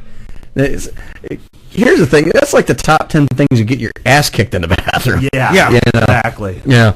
Because, it wouldn't surprise me if Hilljack Bob ever did anything like that. Now, it's like, I think one of the funniest things I've ever seen in the men's room, and I kid you not, this is probably about 10 or 12 years ago. I walked into this bathroom, my job I worked at, and this little old guy, little black guy, I used to come in and bowl all the time. Nicest guy in the world. Probably, maybe 5'5"-ish. Probably about, I don't know, he probably maybe about 110 pounds, soaking wet. Looked like Chuck Berry. Oh, okay. Okay. I kid you not, this dude had the biggest thing I've ever seen in my life. And not that I was looking. Yeah. But here's the thing. You got the guy, okay? He's in there peeing, right? And he's standing back a good 1.5 feet from the thing. And he's holding it, and he's got his arm out like this. Like a fire hose. Like a fire hose. He goes, hey, how's it going? I said, not as good as you. Yeah. Should have asked him if he used it for a kickstand. Oh, my God, he could have. Oh, my God. I'll tell you, I mean, it just cracked me out like, holy crap, dude. What do you feed that thing? Yeah, I mean, that's like, in Austin Powers, where he's just looks at Mini-Me, and he's just like, well, let me see if everything's like in proportionate. He's like, yeah, use that thing for a kickstand. Yeah. Oh my God. But it's funny. The funniest things in the men's room do happen. It's like one thing I was going to talk about too. It's like the funny thing. Like guys, they don't go to the bathroom in pairs. Women, they go to the bathroom together. Why? I mean, this is a universal question. I've always wondered why. What do you guys possibly? There's no way you're both pissing together. No. I mean, there's no way. I mean, you guys like wipe each other? Do you hold each other's hand? You doing hand? They're going. He pisses me off so bad. He's always making me mad. Or he's gonna get some tonight because I'm. That's kind of talk women have in the bathroom. Women out there listening, if you are, I want to know what you talk about in the bathroom. I want to know. Why not? I think that's something we should address tonight. And there's nothing worse that you hear women bitch about that their line's so long, and how come there's no line at the men's room? Right. Exactly. We go in, do our thing, wash our hands, and we leave. Now I'll tell you what. Now this is no joke. I've been to like Progressive Field up in Cleveland. Now I've seen the men's room have a longer line than the women's room before. Yeah. Because guys, we gotta get a lot of beer out. I mean, it's all that rented beer. Oh yeah, I mean, and you gotta get it out. It takes a little while sometimes, but there is some order of control there because everyone's in order in the line, and they're like, hey, just waiting their turn to go, and that's the thing. A lot of guys plan ahead. They try to go before it gets real bad because they know there's gonna be a line. You know, but but most cases you go and you see these long lines of women going. You gotta go so bad, and they're jumping up and down. It's like, well, you should have planned, anything ahead, and a like us guys do, because we plan ahead for this kind of stuff. Oh, yeah. Because if you don't, if you do run into a long line, sometimes you go in and you get in and get out. But there's times I've been to games, and you get a line in the men's room. Yeah. Just because it's like good example, the old Richfield Coliseum. Remember the troughs? Oh yeah.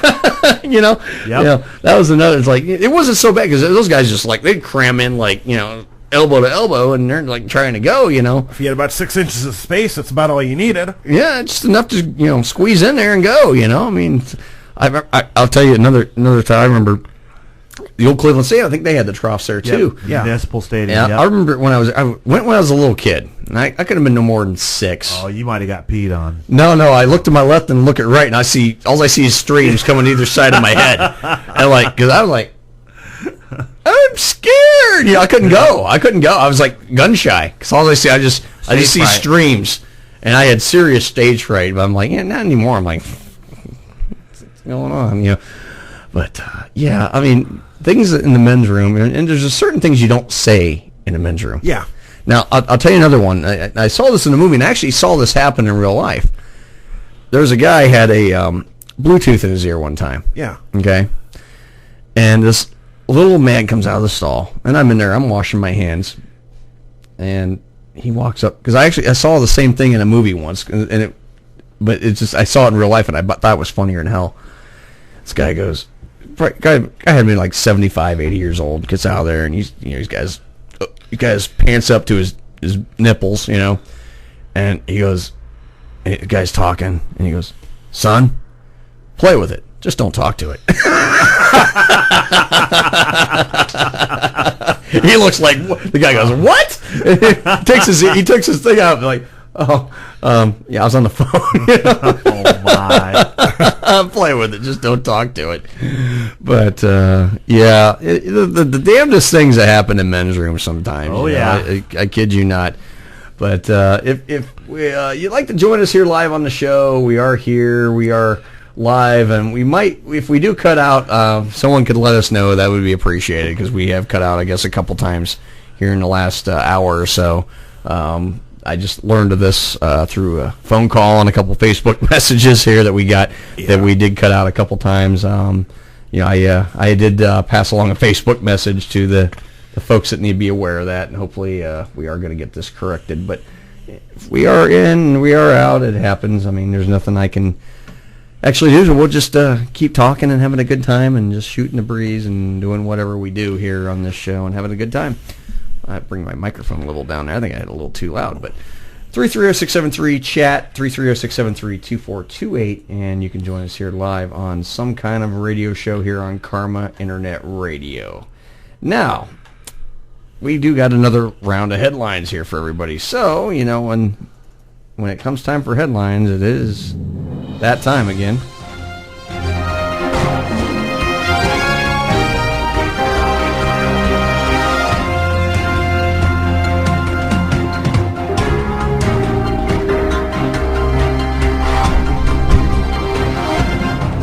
Okay, and this round of headlines are brought to you by Boobies. I'm just going to, I don't know. We don't have a sponsor for a second round of headlines tonight, so. But the second round of headlines here, we are going to pull my page up there. Here we go. What your gym attire tells me about your life. This is a interesting little story. I don't know how this is, but sandals of any fashion. You are lost and eligible for free lunch at the senior center. Especially if you're wearing socks. Yes. You thought you were going to pick up your cousin from the airport. Oh, look, a seat. Cool. This chair has moving parts. You are working out. Not correctly or efficiently. More important than the single tendon you use is that you are in every single person's way, but you are too oblivious to realize it. When people ask you if they can utilize the machine for its intended purpose, you stare blankly as though there was a two-way mirror separating your faces. We see you. Yeah. The guy with a button-down shirt in the gym. Oh, my. Once the sight of your button-down shirt hits my eyes, it automatically assumed that you came overly caffeinated and stressed to the gym. Button-down Bowflexers are sweating before they are moving. They start moving. Yeah, your heart rate is up, and that is wonderful, but it might explode. Yeah. Take a night off, go run the streets screaming about rocks or whatever you falsely, passionately feel about at that moment. That's the guy with the button-down shirt in a gym. Then you get the guy with the sunglasses. No, here we go. You are actively drunk. I enjoy sunglasses, guy or gal, because nothing on earth would be more refreshing in a dank, crowded, sweaty gym than cracking open an ice-cold can of PBR. Carry on, but don't touch me. Oh, here we go. Here we go. Door knocker earrings. This is a person in a gym with door knocker earrings. These girls only do cardio. And I say girl because you wear 5-inch diameter bamboo earrings to a cardio kickboxing class. You have the courage, the stupidity, and inherent disregard for surrounding human eyeballs that only a child possesses. So enjoy your uncomfortable, impractical gym ensemble. And when I get LASIK, I can read what your smarky, grammatically incorrect saying your shirt that says you stole from the mall. Bless your heart, child. You are our future. Oh, this is Dr. Doug joining us here. Hold on. Let me patch Dr. Doug into the studio line tonight. Dr. Doug, you are on the air. Oh, good evening, sir. Good evening, Dr. Doug. How are you tonight? Oh, I poop. Oh, poop. Well, we had that earlier. We've had a case of the poops where the server went down during the show here a couple times this evening. But, that's okay. Things happen. Yeah. Yeah, I was wondering, like, as I'm trucking along in the car, and, the show just went off the air, like, what the hell? Yeah. It's I don't know. I put in a message. Actually, I called. Deb actually called me to let me know we were off the air for a few minutes, and so we put in a phone call. Hopefully, it's been received. We left a couple messages. I sent out a Facebook message to the station people, the station owners, and let them know that we've had a issue here. I haven't got a response back yet, but hopefully it doesn't go down anymore tonight. So we're just gonna run with it. I can tell you from at least about 10 minutes ago, it was still out of order. Still was out of order. Yeah, I think somebody peed on the server. Yeah, they probably did. But I guess we're back up now. I mean, from what I've been told, Deb hasn't let me know we've been down yet, so I told her to keep an eye on it and let me know. But if we do go off the air, we'll just keep going like we are on the air. But that's just the way it is. It's live radio. Anything can happen. Oh, yeah, sure. Here you go. Okay. So what's happening in the wonderful world of Dr. Doug tonight? Well, other than the mystery shopping for lots of cash and prizes, which, it was a hell of a good night. Okay. Well, that's... Oh, different plug. Okay. Sorry about that. Makes it... Tomorrow is even just as good, if not a little better. Yeah. Just everything was flooding. Now, it's excitement for the NHL All-Star Weekend. Oh, yeah. Super Bowl National Benefit. Yeah, you're kind of cutting out a little bit, Dr. Doug. A little muffled. Hang on one second. All right. Okay, here we go. I can hear you. I can hear you now. Yes, much better. We can hear you now. Testing. 1, 2, 3. Attention, Kmart shoppers. Blue light special. Blue light special. Yeah. No, tonight on this show it's been the red light special because we've had some stoppages here throughout the night, but we'll just go with it. It happens. It's live radio. Anything can happen. Yeah. It's just the way life goes. So I do got ears out there letting me know when we are going, if we are going in and out. I guess we lost it. I don't know how long we lost it for. I haven't got an exact how long we were off the air, but it was no one let me. Some amount of time. Yeah. Well, yeah. My daughter, who's supposed to be keeping an eye on, always my recording because I got that. I use that Audacity program to record my show, and it big waves of sound, sound waves. And she goes, it's reading blank, and then she wrote me, and I said, how long has it been off? I don't know. I'm like, oh, thanks. Flatline. But we flatlined for a little bit, but that's okay. I mean, it happens. I mean, you can't get too mad about it. It's irritating, yes, but it happens. I mean, it's computers and whatnot. It's equipment. Things do happen, and you're like, whoa, excuse me, but things happen on this show. Well, let me get another cocktail, but. Boy. Are you wanting to, are you wanting one that's hard or soft? No, I don't know hard one. What are you talking about? The cocktails. Oh, cocktails. I don't want no hard cock. I mean, that's wrong show. Yeah. No cock. Okay. Can we say that on here? Anyway. Okay. No. So anyway, back to the NHL All-Star event. Yeah, you got a big event coming up because you've been summoned by the NHL to. Is it already mid-season in the NHL? Apparently, I don't know. I'm not an NHL fan. Dr. Doug, what's going on with the NHL? You got the. See, Dr. Doug lives down in Nashville, Tennessee.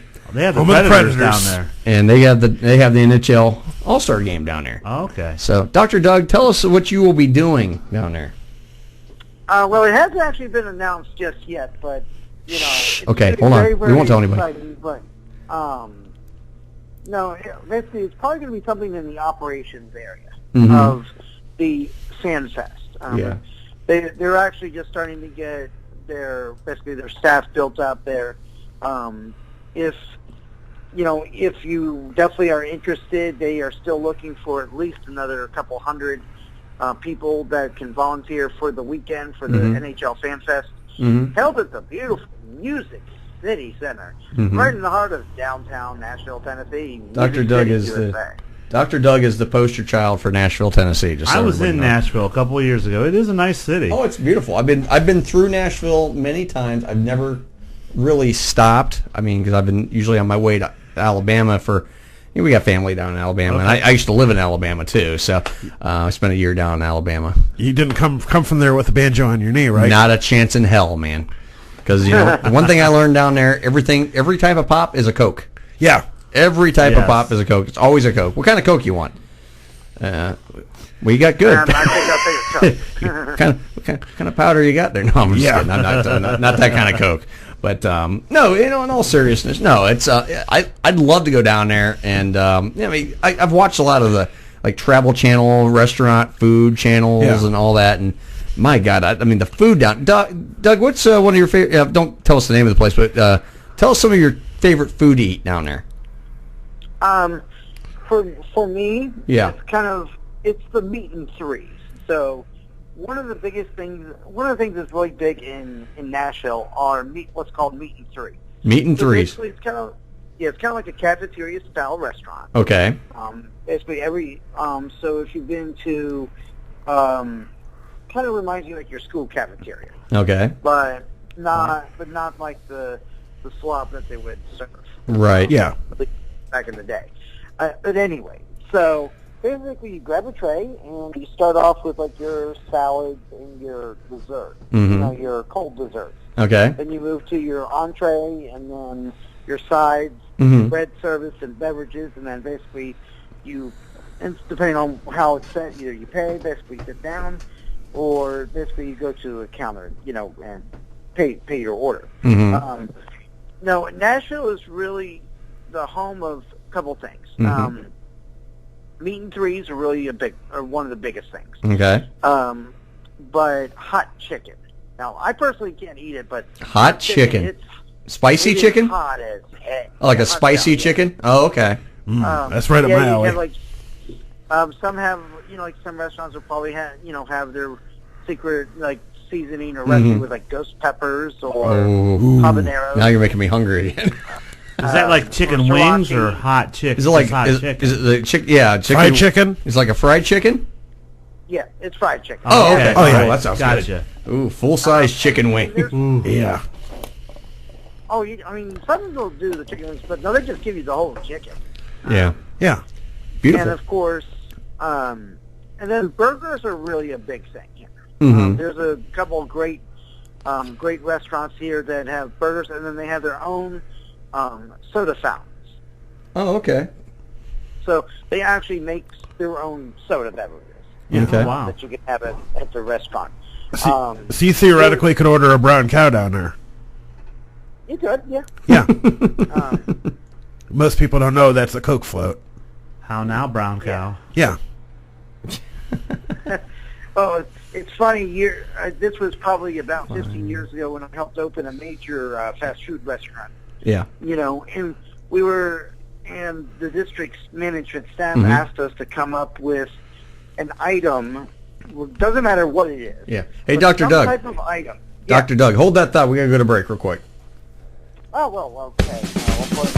All right, hold that thought. All right, you're listening to Some Kind of Radio Show. We're going to talk more about food and other things when we come back. Stay tuned.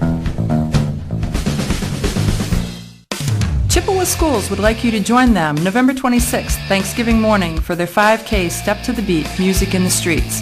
This is a benefit for the Chippewa Schools Music Boosters to fund their high school and middle school band, choir, and school musicals. Get a free race t-shirt for registering and burn off your Thanksgiving calories on this scenic 5K 3.1-mile race through historic Doylestown, Ohio. Sign-in is 7:30 a.m. and the race starts at 8. You have until 10:30 to finish the race. All ages and abilities are welcome, but minors must be accompanied by a parent or guardian. Cost is $25 per individual runner. Teams of 5 or more are $20 per person, and teams of any size are welcome. Your contact is Michelle Riendo at 330-658-2011, extension 515, or sign up on the link doylestown.com. Run with Team Karma Thanksgiving morning and help the kids keep music in the Chippewa schools. Hi, everybody. Steve Jones here. Join me Wednesday evening, 7 to 11 p.m. for the best in classic rock on KRMA Internet Radio. You'll hear some of the old stuff along with some of the new. We'll also feature some great local bands and your requests. Steve Jones, rocking the world on Karma Internet Radio, Wednesdays, 7 to 11 p.m. No rules, just radio the way it should be. Karma Radio. Hi, I'm Bob Fritz, host of Bob on Sports and More here on KRMARadio.com. We talk sports and anything else you want to talk about.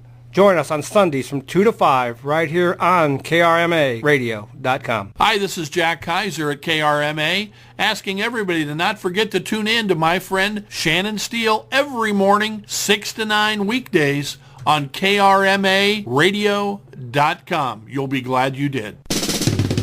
The views and opinions expressed on KRMARadio.com are those of the hosts, guests, and callers and are not necessarily those of KRMARadio.com, its management, or other hosts or advertisers. The shows found on KRMARadio.com can promote any lifestyle, belief, religion, political affiliation, or other personal practice. These shows are for entertainment purposes only and are not intended to treat, diagnose, and or claim any cure of disease or condition. Thank you.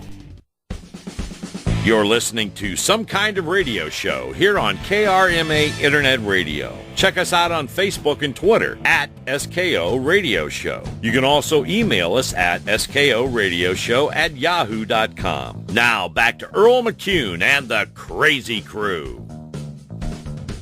It's time for the match game. And thank you, Mr. Announcer. Hi, everybody. My name is Gene Sternburn, and welcome to Match Game. We have a lot of excitement in the air today because we have some great panelists. Let me introduce you to everybody. First of all, I want to introduce all of you to a very, very charming and beautiful lady, the very beautiful Miss Brett Summers. How are you, baby? Hi, Gene. Hygiene, that's something I don't think you have, to be honest with you. Back off. Okay, and let's now go over to somebody who I really admire, the ex-president of the United States, Mr. Richard Nixon. Hello, everybody. Hello. I'm very, very honored right now to introduce to all of you a very special man. He's come all the way to our show for the first time, Mr. Jackie, the Joke Man Martley. Thank you, Gene. That's very nice. Let's play a game now, okay, shall we? And what we're going to do is ask you to fill in the blank, okay? Now, I want you to listen carefully. Our first clue up is blank Willow. Blank Willow. Let's go over to Miss Brett Summers right now. Now, Brett, what did you have for us? Blank Willow. The only thing on my mind, Gene, was pussy. Uh-oh. Pussy. All right. Hey, that's kind of why. Pussy Willow. That's what I would have said. All right, let's go over to Dick Nixon, former President of the United States. What did you have? Blank Willow. In any language, pussy. All right. All right, let's go to our newest member of the panel, Mr. Jackie Jokeman Martling Blank Willow. Well, Gene, I didn't write it too neat, so I have a sloppy pussy. Sloppy pussy! You got a sloppy and a fuzzy pussy and a very big talking about bread again? All right, now let's keep going. Now it's going to get a little rougher. Okay, everybody ready? Blank a doodle-doo. Blank a doodle-doo. Blank a doodle-doo. You think about that while the celebrities are writing? Here we go. Let's go over to our Dick Nixon, our own ex-president. What do you got there, Dick? Well, it takes a dick to know a cock, and that's what I wrote. Cock-a-doodle-doo. Now, that's what I would have said. That seemed like the obvious answer. Okay, let's go to our own Jackie the Joke Man Martley. Jackie the Joke Man? Gene, I have cock, and I wrote it big. I have a big cock. I don't think you can say big cock on the radio. I think that's a no-no. What? But I just said pussy. Yeah, she just said pussy. Yes, pussy is okay. It's the way he says it. Big cock coming out of your mouth sounds awfully dirty. So I can't say big cock, but you can say big cock coming out of my mouth? That's correct. That sucks. Did you just say big cock coming out of your mouth and sucks? All right. Enough of this nonsense. We got to go over to Miss Brett Summers. Just like the boys, Gene, I've got cock. There it is, cock. You do me a favor. Do me a favor and hold that up so I can see your cock. I can't. Okay, all right. All right, there it is. Cock, cock, cock. I must tell you, though, we have to end this fun right now. I want to thank all of you. Give yourselves a big round. Okay, let's have a little music, Phil. You did not have permission to do that bit. I never approved that script, God damn it, Howard! Wait a second. Calm down, okay, Kenny? Calm down. There's a perfectly good explanation. I'm all ears, Howard. Let's hear it. I gave the script to Fred. And I gave it to Robin over there. Oh, that's right. I'm sorry, Kenny. I forgot to put it in your box. There you go. Perfectly good explanation. I'm right. She's never going to do it again. You're fired. What? Gather your things together, Robin. Let's go. Oh, wait a second, Kenny. What are you talking about? She had nothing to do with it.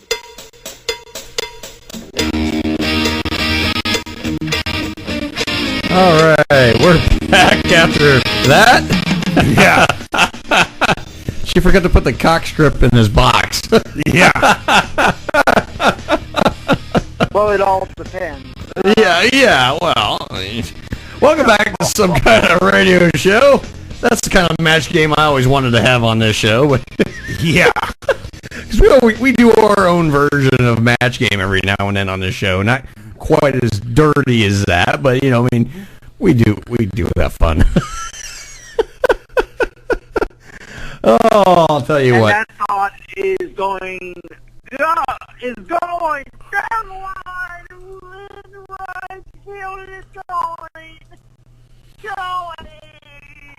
You feel better now? Okay. All right. Yeah, okay. Like my mind tonight.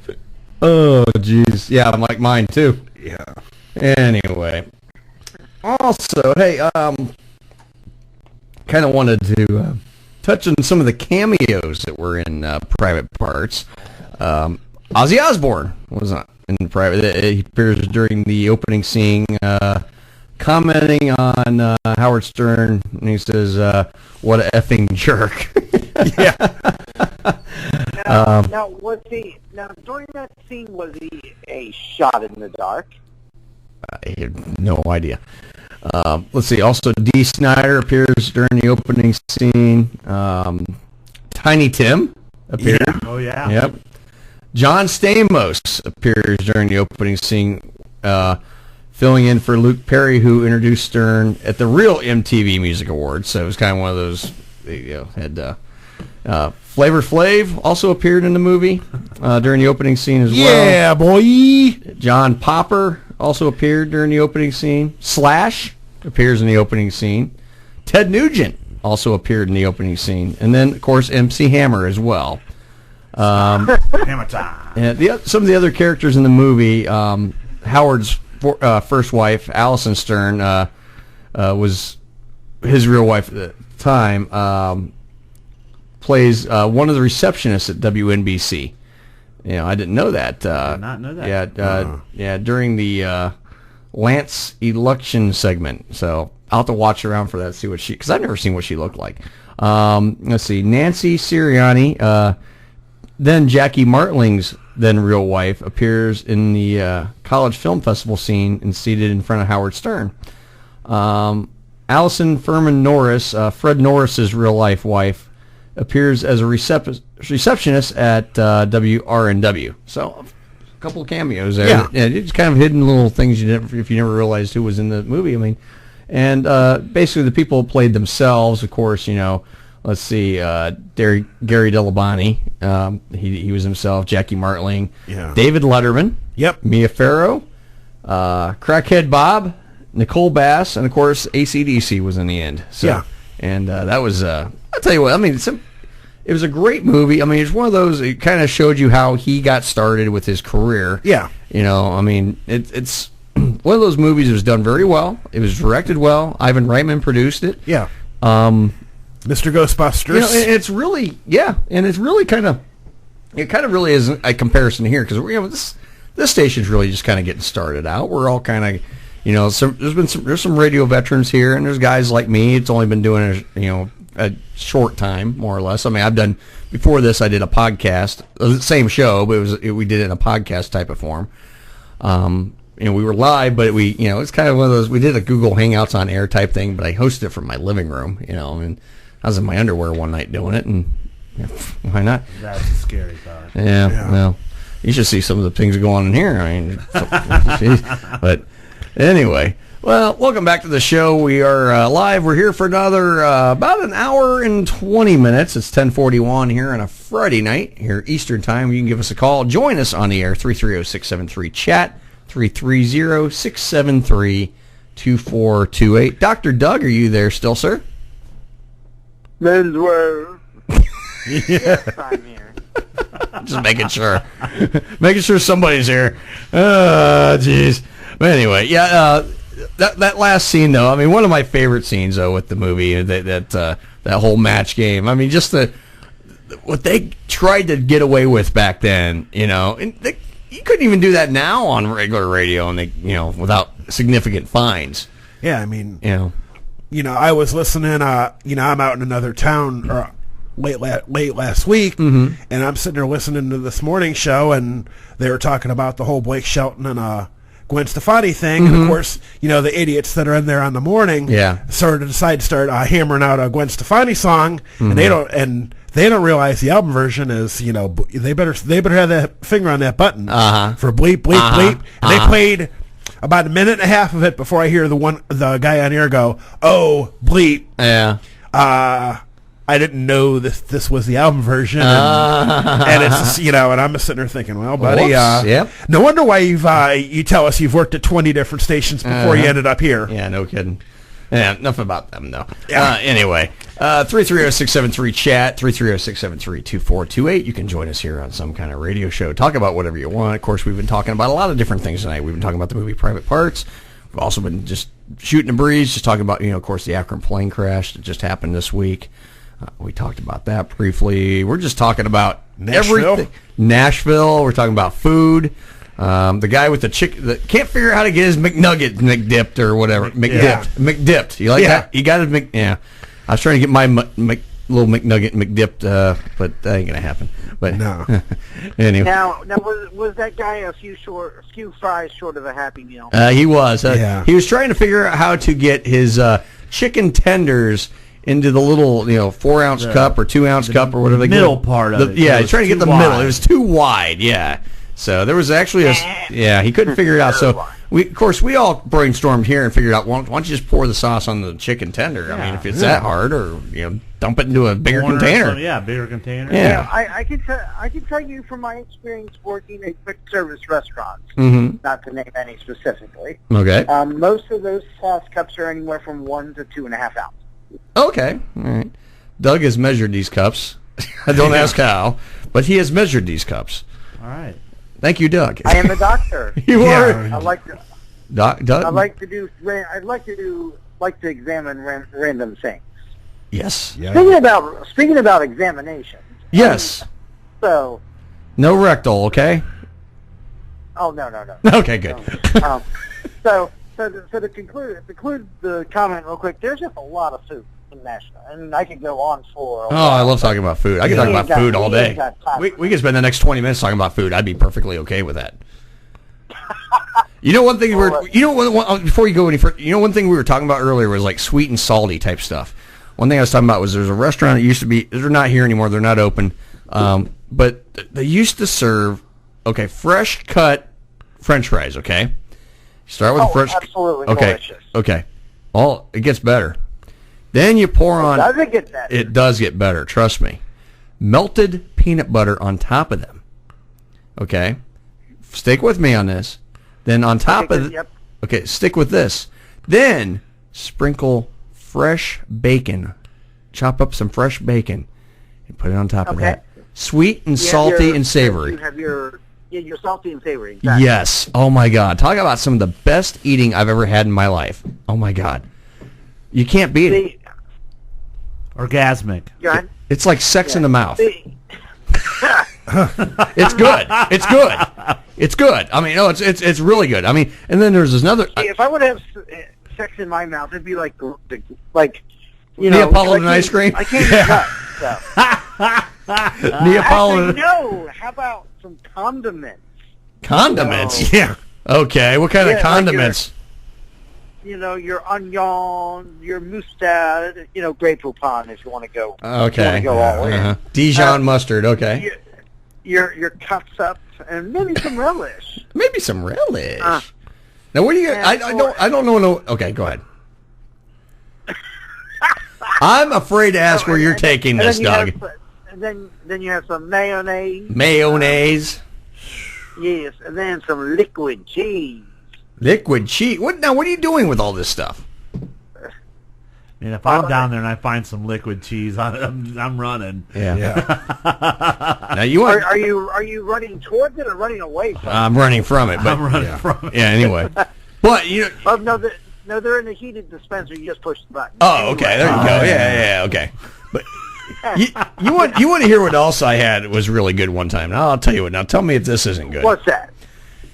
Okay. You take 2 grilled cheese sandwiches. Start with 2 grilled cheese sandwiches. Okay. As we're in the KRMA radio kitchen. Yeah. I wouldn't touch anything in the kitchen here. Trust me. But you got 2 grilled cheese sandwiches. Then it gets better. Get a hamburger. Nice, fresh cut. Cooked, quarter-pound hamburger. Yeah. Know your cuts of beef. You slap that right on top of one of the grilled cheese sandwiches. Then on top of that, put a nice little piece of Swiss cheese. Put some bacon, some tomato, and then you know what else you do? You slap that second grilled cheese right on top of that. Oh my God! Ooh, doesn't that sound good? And then they even make it even better. Before you put the last grilled cheese, I forgot to add. You put French fries on it. Ooh, fresh cut French fries. Oh yeah. Oh, that's like a restaurant. That's in like Pittsburgh and Morgan. Oh yeah, well there's a place. There's the same place you do a similar type of sandwich. Yeah. And oh my God, I used to go. This thing was like Primanti's does the panini sandwich. Yeah, Primanti Brothers. Yeah. Mm-hmm. What's I used to. Yeah, they still put the fries on the sandwich. Oh yeah. Oh yeah. Well, the Panini's does it too. Yeah. Oh, I not to give them a plug, but I could eat their food every day. But it's a little pricey, but it's worth it. Oh yeah. I mean, I used to work I can tell you that it's been about 15 years since I've personally been to a Primanti Brothers, but I have been. Okay. Good stuff. Yeah. I'll tell you what. I mean, anytime you go find an overstuffed sandwich anywhere. Yes. Yeah. Oh my God, the bread is what makes those sandwiches. Oh, it really does. It's like yay thick. Oh, and it's so good. It's always so soft and good. Yeah. It's all and then the meat and really the one I like to get the pastrami. Oh yeah. Get the pastrami. I go double meat on the pastrami. Throw a fried egg on that bad boy. I was gonna say the egg is critical. Throw the fried egg and then add some bacon to it. Yep. Yeah. Oh my God! Talk about good eats. Yes. Man, I'll tell you what. You know what that sounds like? cardiac arrest. It does, but you know what? It's so What a worth way it. to go. It'd be a good way to go. You die happy. I'll tell you what. I'm going to eat good. I mean, if I get to a point where I have to start like eating really healthy, I mean, I eat. Now, there's times I eat healthy. I mean, I do have my salads every now and then. Yeah. And, I mean, I'll do a salad for lunch every now and then. Which, even speaking of, I used to work in an office building up in Beechwood, and we had a restaurant that was down in the bottom of it. Right. You know, doctor told me I should start eating a little bit more salad, which they made this salad, I kid you not, it was a big meal type of salad. Had, all your normal cheese, your lettuce, your tomato, cucumber. Had sliced strip steak and French fries. Oh, now see, that's a salad. That's a man salad right there. And it was called the Drew Carey. Oh, really? Okay. Named after, I've heard about that. Yeah, I've actually heard about that one before, yeah. And, so I would always walk in, for $10, I could get, a glass of iced tea and a salad. You get a couple rolls with it or whatever, Sure, and that was a filling meal. That sounds good, though. I'm eating a salad like the doctor said. He didn't say anything about, Didn't say what had to be on it, right? Yeah, didn't say anything had to be, just, rabbit food. Right, yeah. Oh, that's the thing. There's so many good salads out there. I mean, a lot of places will make a good salad. A good taco salad. Oh, man! And it's got to be in one of those edible tortilla bowls. Oh God, yeah, absolutely, absolutely. So if you're doing like a taco salad, with a freshly made taco, like the freshly made. Some restaurants they'll have a fryer dedicated where they basically put like a soft taco into a crunchy shell. Mold, yep. And then they dip them in the flour until it's crispy. And then I think they sell them things you can make them too at home. A double decker taco. Yeah. Yeah, it's not and speaking about food, one of the things that I did with the Nashville Sports Council, a local kind of a local professional group here in town, is we were at the Second Harvest Food Bank. Here this past Tuesday. Okay. And, of course, there has to be, if it's part of the Dignity University with many campuses worldwide, right. It had to be a funny event. Oh, sure, yeah. Basically, what they had like a staging area where they needed help with sorting food. And basically what they do is they put them in boxes, and then those boxes are placed onto pallets. They're distributed to like local food banks in the Metro Nashville area, or like Central Tennessee. So there's about 90 of us volunteers, which is absolutely fantastic. Great, it was an awesome thing to do. Don't get me wrong. Right. And so anyway, so the first thing, the lady from the food bank's like, okay, we need some volunteers. Okay, who knows how to use a pallet jack? A pallet jack? Yeah. Okay. Yeah. So I put my hand up, and then another lady puts her hand up. And she's like, okay, well, you guys are on pallet jack duty. Like, okay. Now, I've used one before. I mean, it's no big deal to me. Well, we got to let Seth downstairs. We got to let him in real quick. Okay. and then there's one. Then there's people that basically did. Hang on, Dr. Doug. I'm going to patch John in. Hang on. Hi, John boy. Hi, man. How you doing? Oh, yeah, we're having a fun night. What are you doing, man? Well, actually, I just came back from a wedding, dude. Yeah, you having fun? Did you have a good time? We had a good time, certainly did. Well, that's good. Dr. Doug's on the line with us, too. Good evening, good evening, Dr. Doug. How was life in the beautiful state of Tennessee? Gosh, it was a busy night tonight. Well, I'll tell you. Let me recap you on our night here, John, real quick. Let's see. We've had we've been talking about food. We've been talking about good food, like good sandwiches, Neapolitan ice cream, all sorts of crazy stuff. No Neapolitan ice cream. No Neapolitan ice cream tonight. Well, not yet, anyway. We did have an instance where we were off the air for about 20 minutes at some point because the stream went down, but we're back up. Let's see. We've been talking about food. We've been talking about there was a very important story we found in the news where there was, get this, now this is important stuff here, French fries on the Chinese buffet. Oh my! I know. Isn't that, oh God! Isn't that, I have a heart attack. I know. Oh, isn't that important stuff? I mean, I think the critical story was oh, that absolutely. Every Chinese buffet I go to, there's French fries. I mean, come on. I still think the critical story is that bacon is bad for you. Bacon is bad for us, but we don't care. We don't care. Delicious. Exactly. Who cares? We don't give a. Yeah. But yeah, there's a story out in the news that a guy realized that he didn't know bacon was bad for him, and he realized this after his quadruple bypass, and he was pissed at the world, and because no one told him bacon. No one told him bad. Bacon was bad for him, and yeah. Oh. Was he downstairs? Would he like to be told the sky is green too? Yeah. I think he might have learned the sky. Well, he might think it's purple. I don't know. I mean, the strangest things have happened. I mean, but also purple with yellow polka dots. Yeah, and also we were talking about the plane crash here in Akron. We were talking about that. With that whole story, we touched on that early in the show. Hilljack Bob was in. What happened with that? Oh, you haven't heard? No. Oh, it's in the national news. There was a small 10-person jet, but 9 people. There was 9 people on board. Crashed into an apartment complex.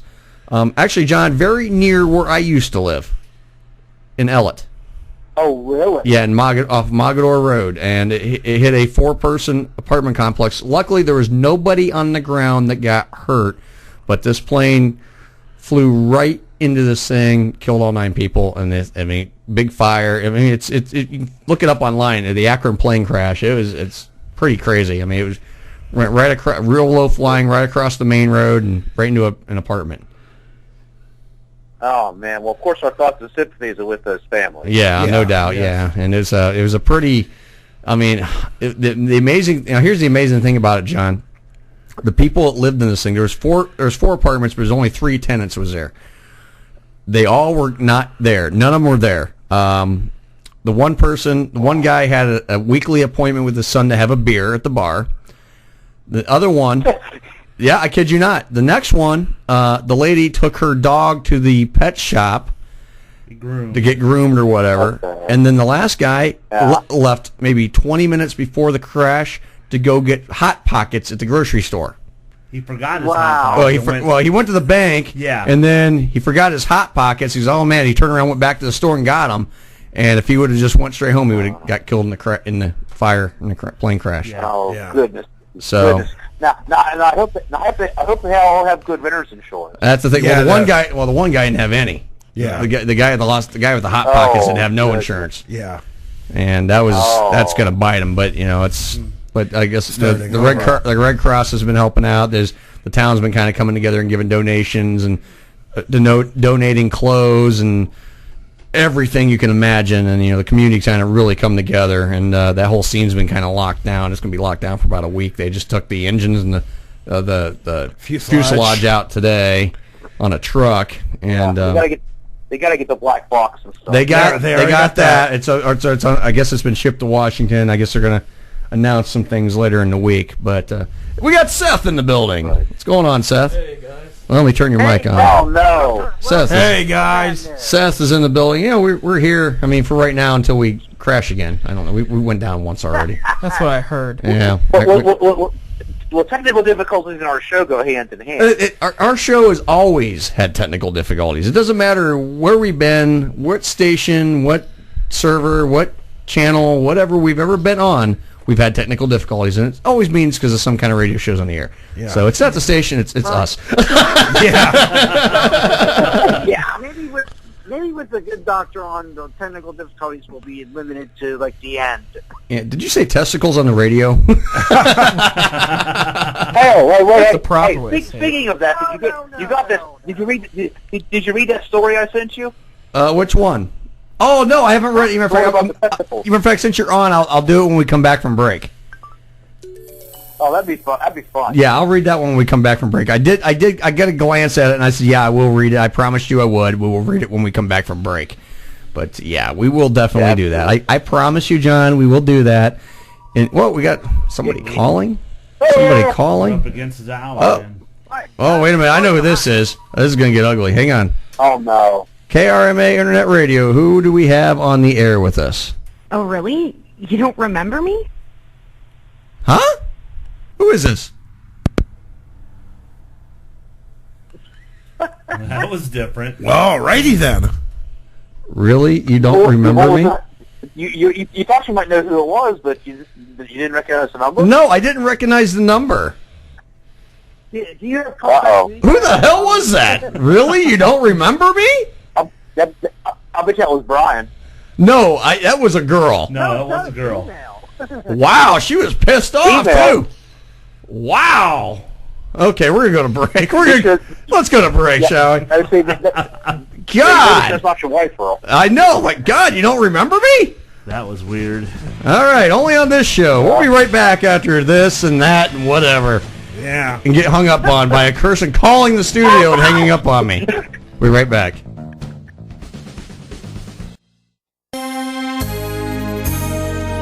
From Washington, this is VOA News.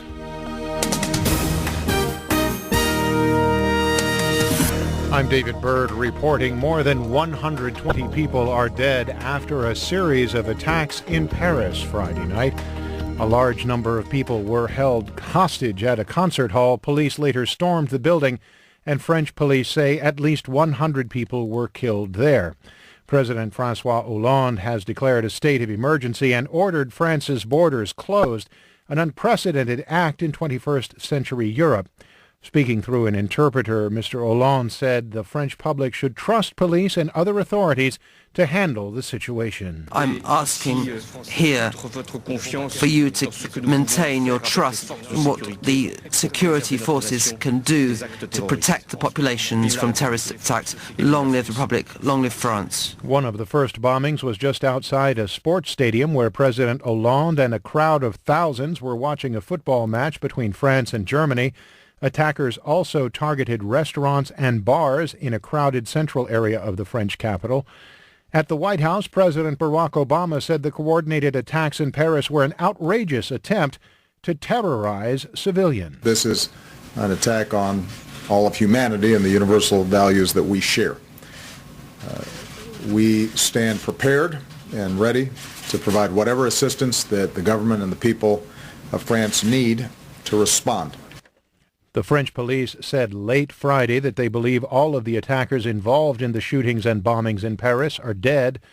Michel Cadot, the head of the Paris police, said that while all of the attackers are believed to have died, authorities are searching for possible accomplices in the attacks that left more than 120 dead. This is VOA News. Patrick Kennedy is an adjunct professor of political sciences at Sciences Po in Paris. He was in a cafe in the 10th arrondissement when Friday's attacks occurred. He said from the French capital that people there are in a state of shock. It seemed, initially there's a sense of frustration. I saw actually a bar fight or kind of someone kind of screaming at each other right when I walked outside, and there's just a kind of disillusionment, sense of anger and frustration, I think, in the early stages, especially when the information is not very clear. I really kind of feel a sense it's very emotional here right now. I saw a few people kind of crying if they had reports, and you could tell that perhaps they knew people in the area and they were really kind of scared. So there was just kind of this overwhelming sense of frustration, of emotion. I'm not really sure what emotion there is, but it's just a process of trying to figure out exactly what was happening and why was this happening again in Paris. Kennedy said that many people are concerned that they will not be able to get home after being ordered to stay in place, but that they are cooperating with authorities. No one has claimed responsibility for the deadly attacks in Paris.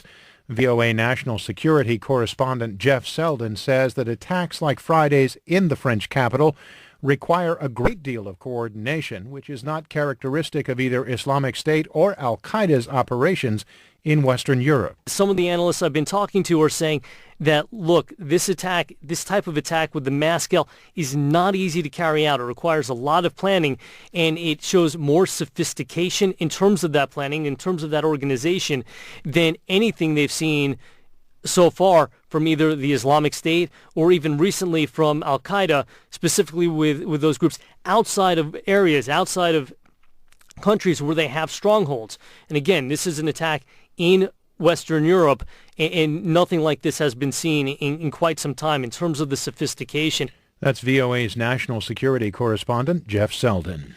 World leaders have responded with shock and outrage to the attacks in Paris. German Chancellor Angela Merkel said she was deeply shaken by the news from the French capital. Russian President Vladimir Putin said in a statement he sent his deep condolences to the people of France and said Russia stands ready to provide any and all assistance needed. British Prime Minister David Cameron said he was shocked by the events in the French capital. He said Britain will do whatever it can to help. And the U.S. Embassy in Paris is making every effort to account for U.S. citizens in the city.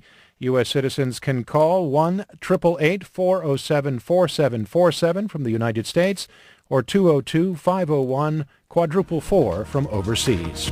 I'm David Byrd in Washington.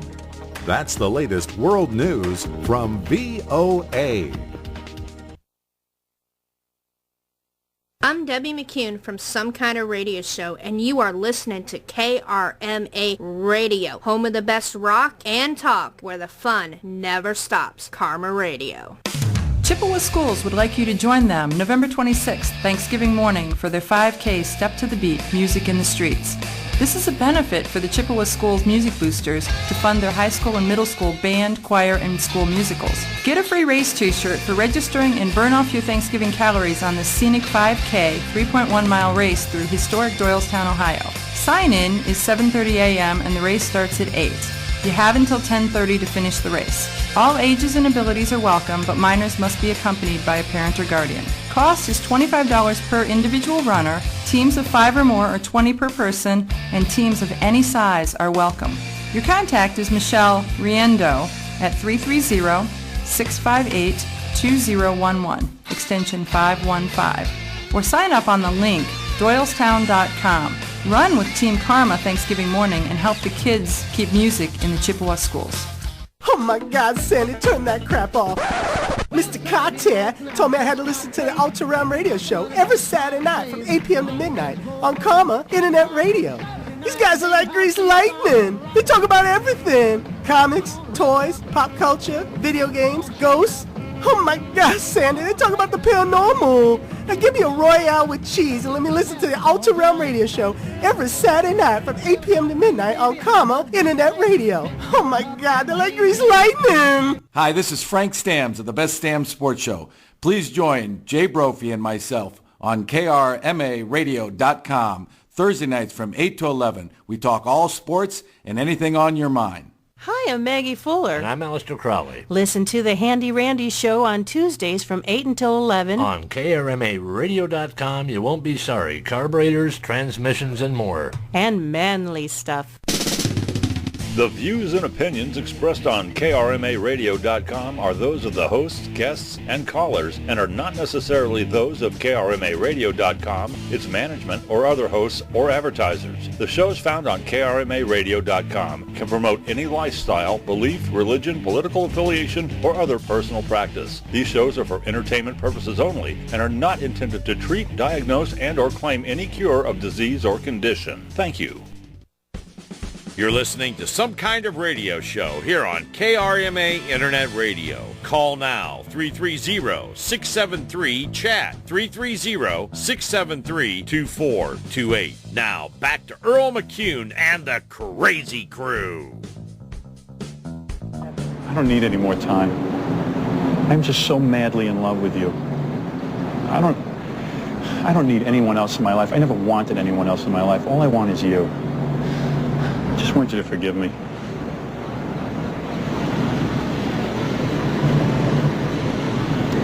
Thanks for coming back. Wow.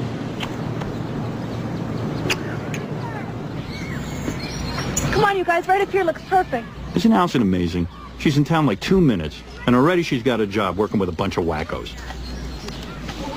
Excuse me. Mentally challenged. Nice day, huh? What can I do to help here? Well, I'm going to set up lunch. Okay.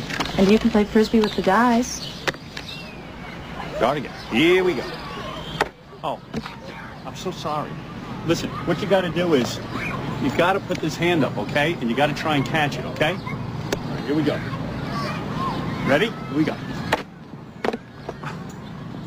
I'm so sorry.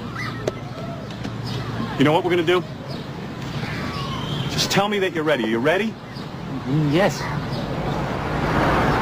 Howard! Marvin! I was hoping I'd find you here. I have some very exciting news. Oh. Are you all right? Yeah. That was good. You just got to wait till somebody looks, okay?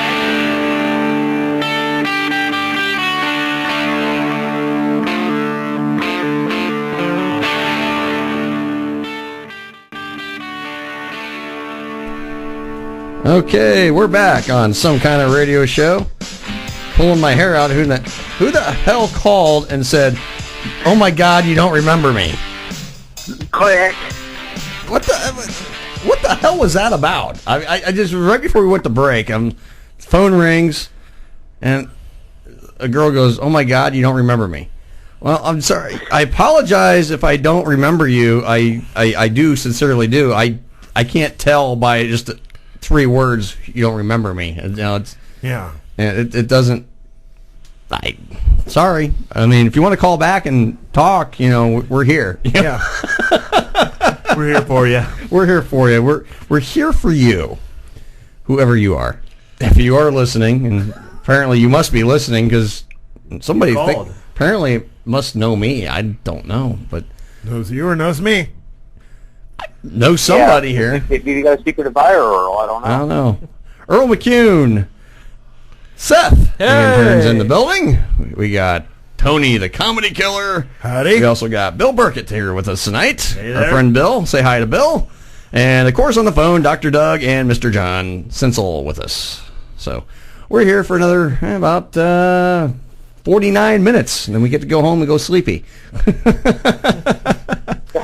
Some of us get to do that. With a slight chance of wet dreams.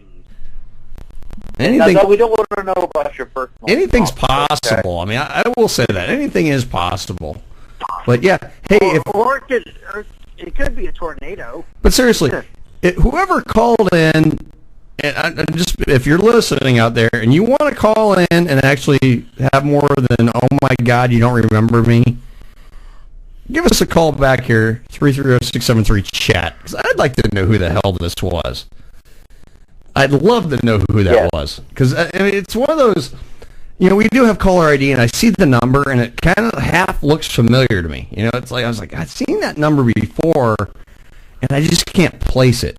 It's one of those, I can't place it off the top of my head, and I'm not going to call it back. We're on the air, I mean, I have half a mind to call it back and say, "Hi, you're on the air still," but no, I'm not going to do that. I'm not that much of an ass, I'm not going to do that. But okay, I am that much of an ass. Yes, some people I am. Come on. But if you're going to call in, say, "Oh my God, you don't remember me?" I mean, seriously? Funniest thing I've heard in a while. Okay, yeah. No, I don't remember who you are because I don't recall the number offhand, and it doesn't say your name on the screen, and it's not like it's just a cell phone call. It's a local number. I know that much, and that's all I know. But if you got the balls to call back, call back. That's all I'm gonna say. But anyway, that was fun. Well, if she's got a pair, if she's got balls, and it's going to definitely be multiple pairs. Yeah. No, I'm not going to be mean. I'm not going to be mean. No, seriously, if whoever that was wanted to call back and actually talk on the air, I'd be happy to talk to you on the air. What if it was a prank, though? Like, what if one of our hosts met this girl, decided they didn't like her at the bar, gave her the number of the station instead of his? I don't care. You know what I mean? I'd have fun with that. I don't care. I don't. No, call back. I'll take her out for a drink. We're off the air at midnight. You drink? Bars are still open until 2 in the morning. Absolutely. I got an American Express card with $10,000. He's got an American Success card. Yeah. Yeah. He never leaves home without it. And he's got the small pecker condom next to it. Wait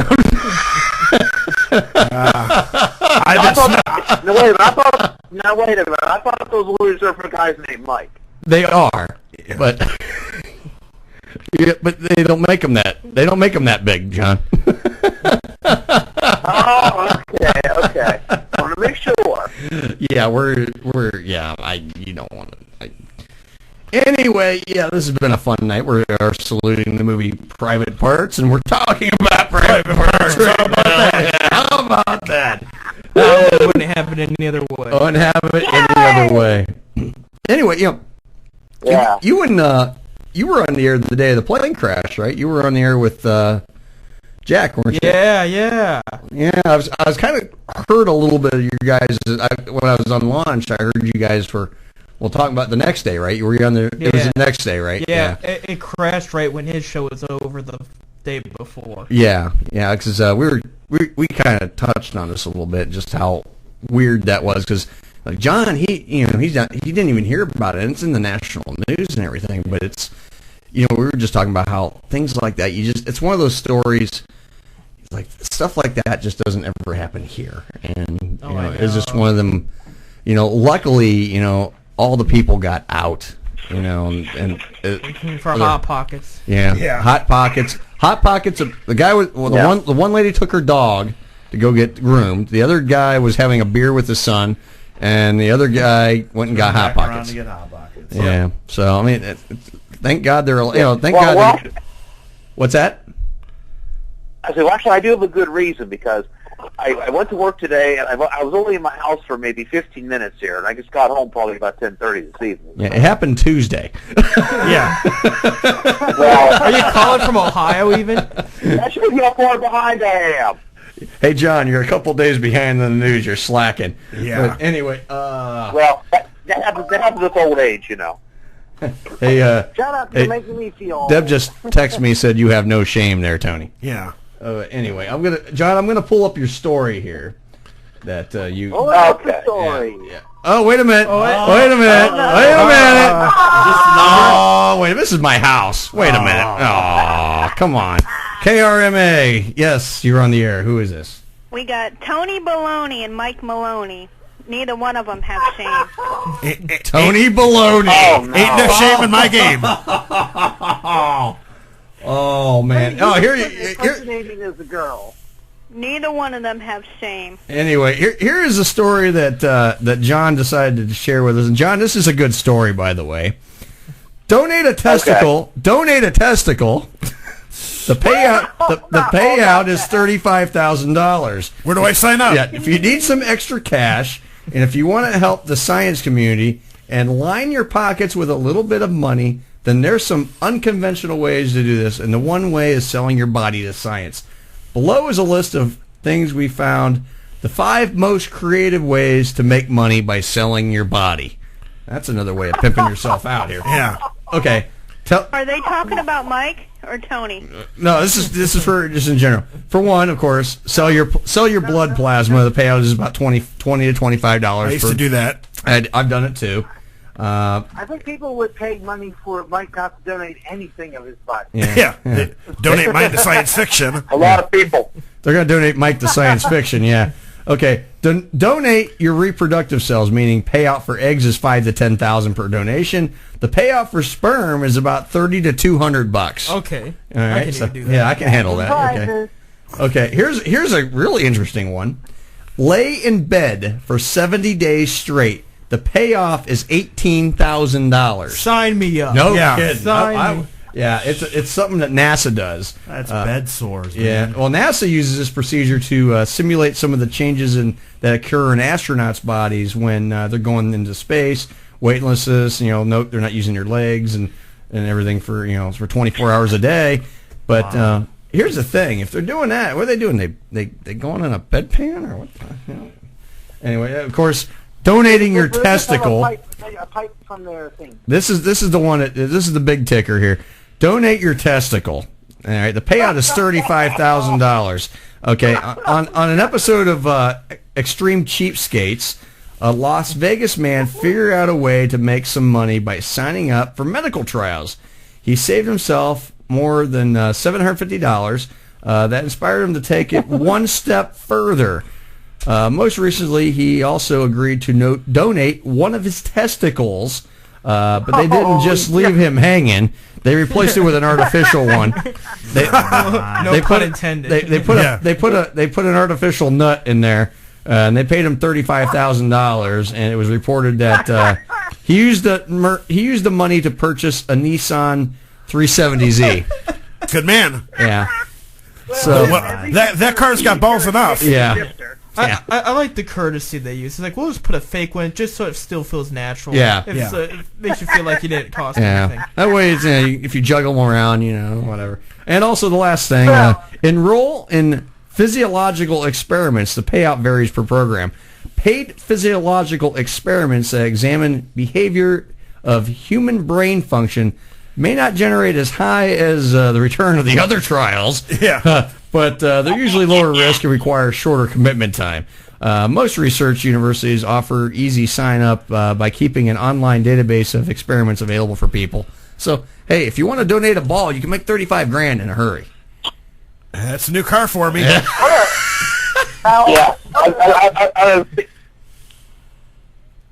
What? What? Doug, I think did you put the phone in your butt and talk? Ew. I was just wondering because I did not.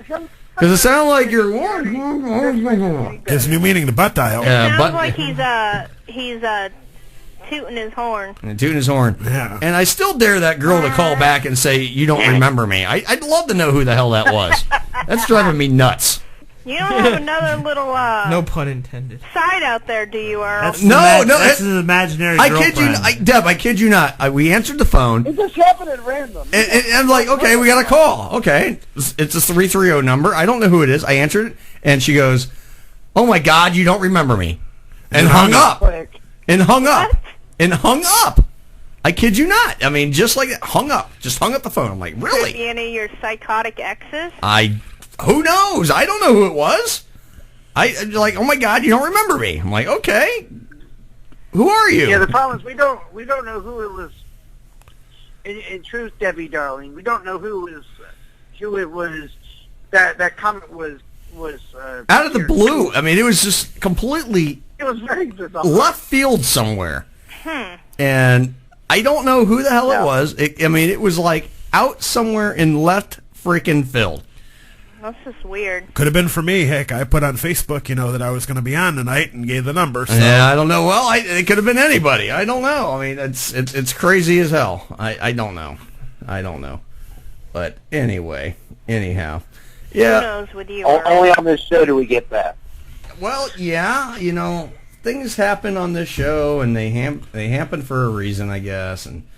But anyway, yeah, I still feel bad for the little leaguer who was haunted by his 386 errors he made last season too. I mean, I feel bad for that little guy. Yeah, poor little guy. I think he lost his testicle that? too. I think he, huh? They recorded that? Yeah, fair. I don't know. I mean, look what website we found it on. Yeah. Oh well, yeah. Yeah. But we anyway. Yes. I was going to say, anyway, this story about the donating of the testicle. Yes. Does it get to be like this? Does this get to be like Sesame Street? Which one is not like the other? You guys are bad. One of these things is not like the other. I wonder which testicle was it. Was it Bert or was it Ernie? Well, that's the thing. I was wondering, do you get to choose which one, or they just take which one is more meaty? I mean, I'm just kind of wondering. Do you get to pick which one you want to give up? I mean, I think you should be able to pick. I think you should be able to pick. I mean, you're giving it away. See, I'm very fond of my left testicle. I don't want to part with my left testicle. My right one's a little smaller. I'd let them have my left one or my right one, but the left one I want to keep because that's a bad dude. That's a big dude. That's my boy there. That's my main one. I'm left testicle dominant. Oh my! TMI. If this would have been around in the 40s, Hitler would have been out of luck because Hitler only had one. Oh, get off my lawn. Oh my God! I would think it'd be it depends. I would think that he would be given the choice, depending on which nut he whacks less. Well, you whack your. Never mind. Oh my God! I just threw it on Facebook, and I just saw the ugliest picture I've ever seen in my life. Mike Malone on my Facebook, right there. Oh my God! I've seen better. I've seen better heads on cabbage than I've seen Mike. Oh my God! Holy crap! I've seen better heads on cabbage. And I thought I had a face for radio. Well, he's got a face. He's got a face for a megaphone far, far away. Well, I think it's more like a face. He's got the voice of a leaflet. We do know that. Maybe. He looks like he smoked a couple leaflets. Yeah. Oh! I think he found out which testicle he was going to give up. Yeah. There you go. Hey, Deb, ask Mike which testicle he's going to give up in his photo. Which one he's going to give up? Probably his left. Is he there with you? No. Where's he? He was supposed to call me. I don't know. Maybe that was him that called. Maybe. We did sound kind of like girly, huh? Yeah. Maybe he already took care of it. Well, it is Mike. Uh-oh. Hold on a minute. Oh, no. Hold on. So somebody else buzzing in my phone? Yeah. Yeah. Yeah. Dude, no, that might be the... Is that the studio line? Yeah. It is. Hold on. Let's find out who it is. Hang on. We got to flip it down and up? I think Deb's got to go. All right, Deb, you got to go. Whatever, bye. Okay. I don't mean to kick her off, but that's the we don't have two callers. Oh, they went bye-bye. Hold on a minute. Oh. All right, Deb, you can call back. I'm sorry. we don't have two ways, so that's the way we. Yeah. Well, I know she figured out a trick to switch it over from one line to the other. I was going to ask her how she did that, but Really? yeah, Even Alistair doesn't know how to do that. Deb figured it out. I'll have to ask her how to do it. Have one look at Alistair. He can't figure out to do Deb, too much. call back. Deb, call back. Thank you, Deb. Deb McCune, please call line 201. It's probably Deb Mike. McCune, 201. Yeah, it's probably Mike. Deb McCune, please report to your Do you think line. it was a line one, Deb line two McCune, switch please or report to your something? line. Yeah, I don't know. I don't know. Deb figured it out, sorta. I don't know. I'll have to ask her how she did that because she's like able to put somebody on hold and answer the other line and then go back to the other call. I don't know how she does it. Jeez. Yeah, she does. I think she's the only one that knows how to do that. Yeah, I know. She needs to teach everybody. Yeah. Deb, call back. By the way, speaking about balls, coming up here on December the 2nd, the President Pins event, What? sponsoring pediatric cancer. Oh, okay. Nashville. Oh, Nashville. Okay. Hold on, man. I'm trying to figure out something. Okay. Oh, no. Oh, that's a good one. Deb goes, Mike actually has a face for afterbirth. Deb, you can... Oh my. Afterbirth, huh? Hey, Deb, you have to teach me how to, like, flip between the lines. I think you're the only one that knows how to do that because they said no one else has to do that other than you. You're like... It's her little Chinese secret. Ancient Chinese secret. Now, is it Ancient Chinese secret. Yes. Ancient Chinese secret. Yes. Oh, wait a minute. Wait. Oh, hold on a minute. Let's find out who it is. Oh, it's Deb. Okay, Deb. Hey, Deb. There is a minute delay. Yeah, I know there's a minute delay. But how do you flip between the two the two lines? I mean, because you flip down and then flip up, and it brings on the next person, and then you flip back to switch back to the other caller. You see, sounds what? complicated. Now you're making this sound difficult. It's just a switch. That's You it. flip the You ever switch thought you down flipping to hang up hamburgers? to... You flip it real quick. Is it a quick? Yes. Oh, a quick flip. Yeah. A quick Yeah, flip. yeah, Okay. No, Mike's got a face for afterbirth. We know. We know there is. That's what I was actually This saying. poor bastard just posted one selfie on his Yeah. damn Facebook, and this radio show just rips him a new one. Yeah. Hi, Seth. Hi, What? Dr. Dougie. Hi. Hello, darling. I hope you How- get better. Hi, Deb. Thank you. Oh, hi, John. Hold on a minute. Let me see something. Let me see what do we got here. Oh, nice picture there. Let's see. You got Mike. Okay. Mike is a part of our show, of course, you know. So, he's got a picture. Oh, speaking of test, there's a ball. He's got a ball on there. So Yeah. Okay, he's got a ball. Special edition. Oh Okay. no. Yeah, he's got a ball. Wait a minute. Oh, I no. throw a flip ball too. You know, I almost thought this was a wiener going into that mouth, but I mean, That's messed up. I took a glance at it for a minute. We're making fun of Facebook pages as we go here, so that's what We we have to do. call Children's Services. Yeah, no kidding. Mike, what are you doing to these poor babies? Damn. Anyway. Don't ask. Something that's less classified. But no, seriously, Mike's got this picture. He's got this selfie. He looks like I don't know what it looks like he's farting. I think either he's queefing or something. I don't know. I mean, he's doing something. I'm telling you, he took a hit. He took it. No, he might have took something else. He took a hit of something. I'm sure. Put an S in front of that. I don't know. Was he sniffing on some glue? I don't know, but it ain't pretty. I mean, things are going wrong. Maybe he had to get a Rubber thermometer up somewhere. But anyway, All right, let's go to break, guys. All right, you listen to Some Kind of Radio Show. Half hour to go, then we got to get the hell out of here.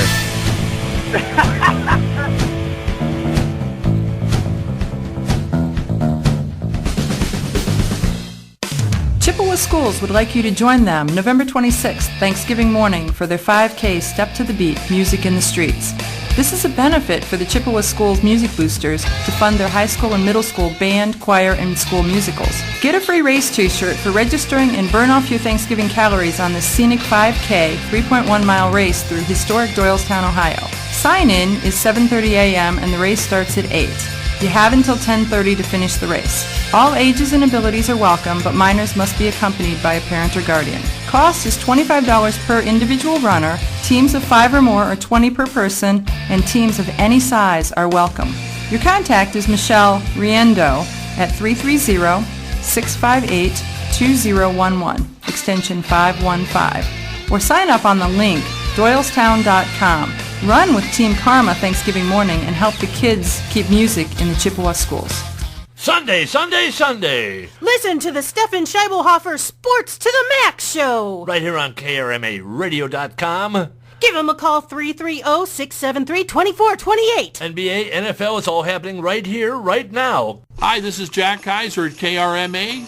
Join in my talk show every weekday from noon to 2 o'clock on KRMARadio.com. We look forward to seeing you and letting you be a part of the finest talk show in the area.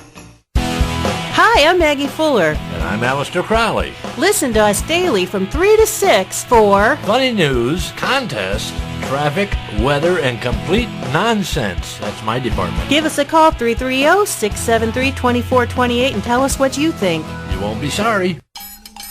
Hey, this is Amanda of Eye on the Target Radio, Monday nights on KRMA. Join Rob and I at 7 to talk the latest on guns, concealed carry, and the Second Amendment. Monday nights from 7 to 10 on KRMA, Karma Radio. The views and opinions expressed on KRMARadio.com are those of the hosts, guests, and callers and are not necessarily those of KRMARadio.com, its management, or other hosts or advertisers. The shows found on KRMARadio.com can promote any lifestyle, belief, religion, political affiliation, or other personal practice. These shows are for entertainment purposes only and are not intended to treat, diagnose, and or claim any cure of disease or condition. Thank you. You're listening to Some Kind of Radio Show here on KRMA Internet Radio. Check us out on Facebook and Twitter at SKO Radio Show. You can also email us at skoradioshow@yahoo.com. Now back to Earl McCune and the Crazy Crew. Well, this is an exciting day for us here in the studio because we have a stage star with us. This is Donna Porter with us on the show, and she's here to talk about life in the theater. And Donna, I don't know if you know this, but our own news guy, Ross Buckingham, actually has some theater experience as well. Don't you, Ross? Do you want to tell us about that?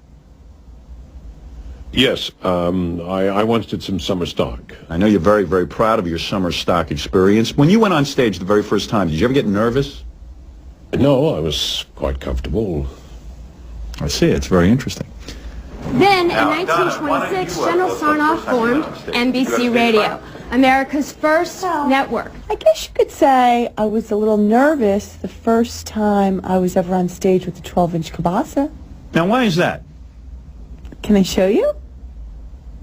Sure. I think we'd like to see what you have. Wouldn't we like to see? Right now, you're getting a look at a live broadcast of the Howard Stern Show. That's about 13 inches. And you're licking whipped cream off a kielbasa, and you're putting it in your mouth, and you're jamming the kielbasa all the way down your throat. Oh, my God, look at that. The entire kielbasa is going down.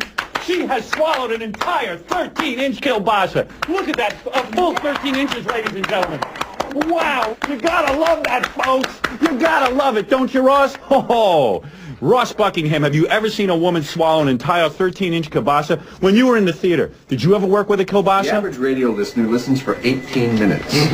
The average Howard Stern fan listens for, are you ready for this? An hour and 20 minutes.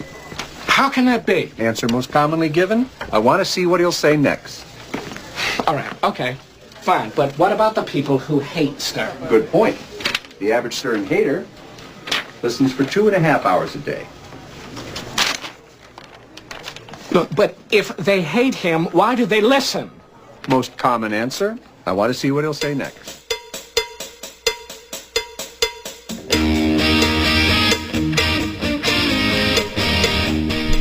Okay, we are back for the final half hour, 25 minutes of absolutely craziness here on Friday night here on some kind of radio show.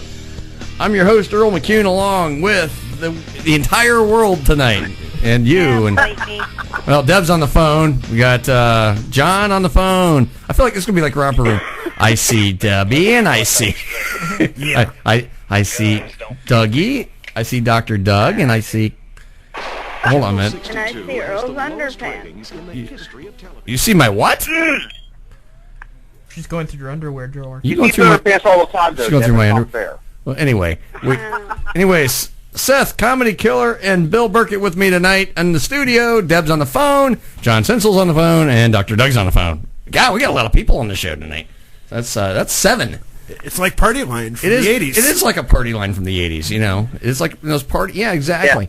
Yeah. Hey, real quick, I do want to touch on real quick next week's movie salute. I'm going to play... All right, hold on so he can announce it. Oh, he wants to announce it? They're announcing what's next week's show. I'm ready to say it, Daddy. Go ahead, buddy. Next movie we're saluting is UHF! UHF, that's right, buddy. I'm going to play a thing real quick. Here we go. UHF next week. Plus, it's the movie I Listen, saw. let's get one thing straight. Guns don't kill people. I do. Channel 62 has the lowest ratings in the history of television. What they need is a new station manager. No, not him. Forget it. No way. A man of action. A man of courage. A man of vision. What's your name? Billy. Billy what? What they get is a man so desperate, he'll put anyone on the air. Hey, Stanley. Yeah, George? How would you like your own TV show? Okay. You get the drink from the fire hose! Okay, you ready? Yeah! Open wide! He's Conan, the librarian. Today we're teaching poodles how to fly. We beat out the networks. George Newman. He starts where the others stop. We're the #1 station in town.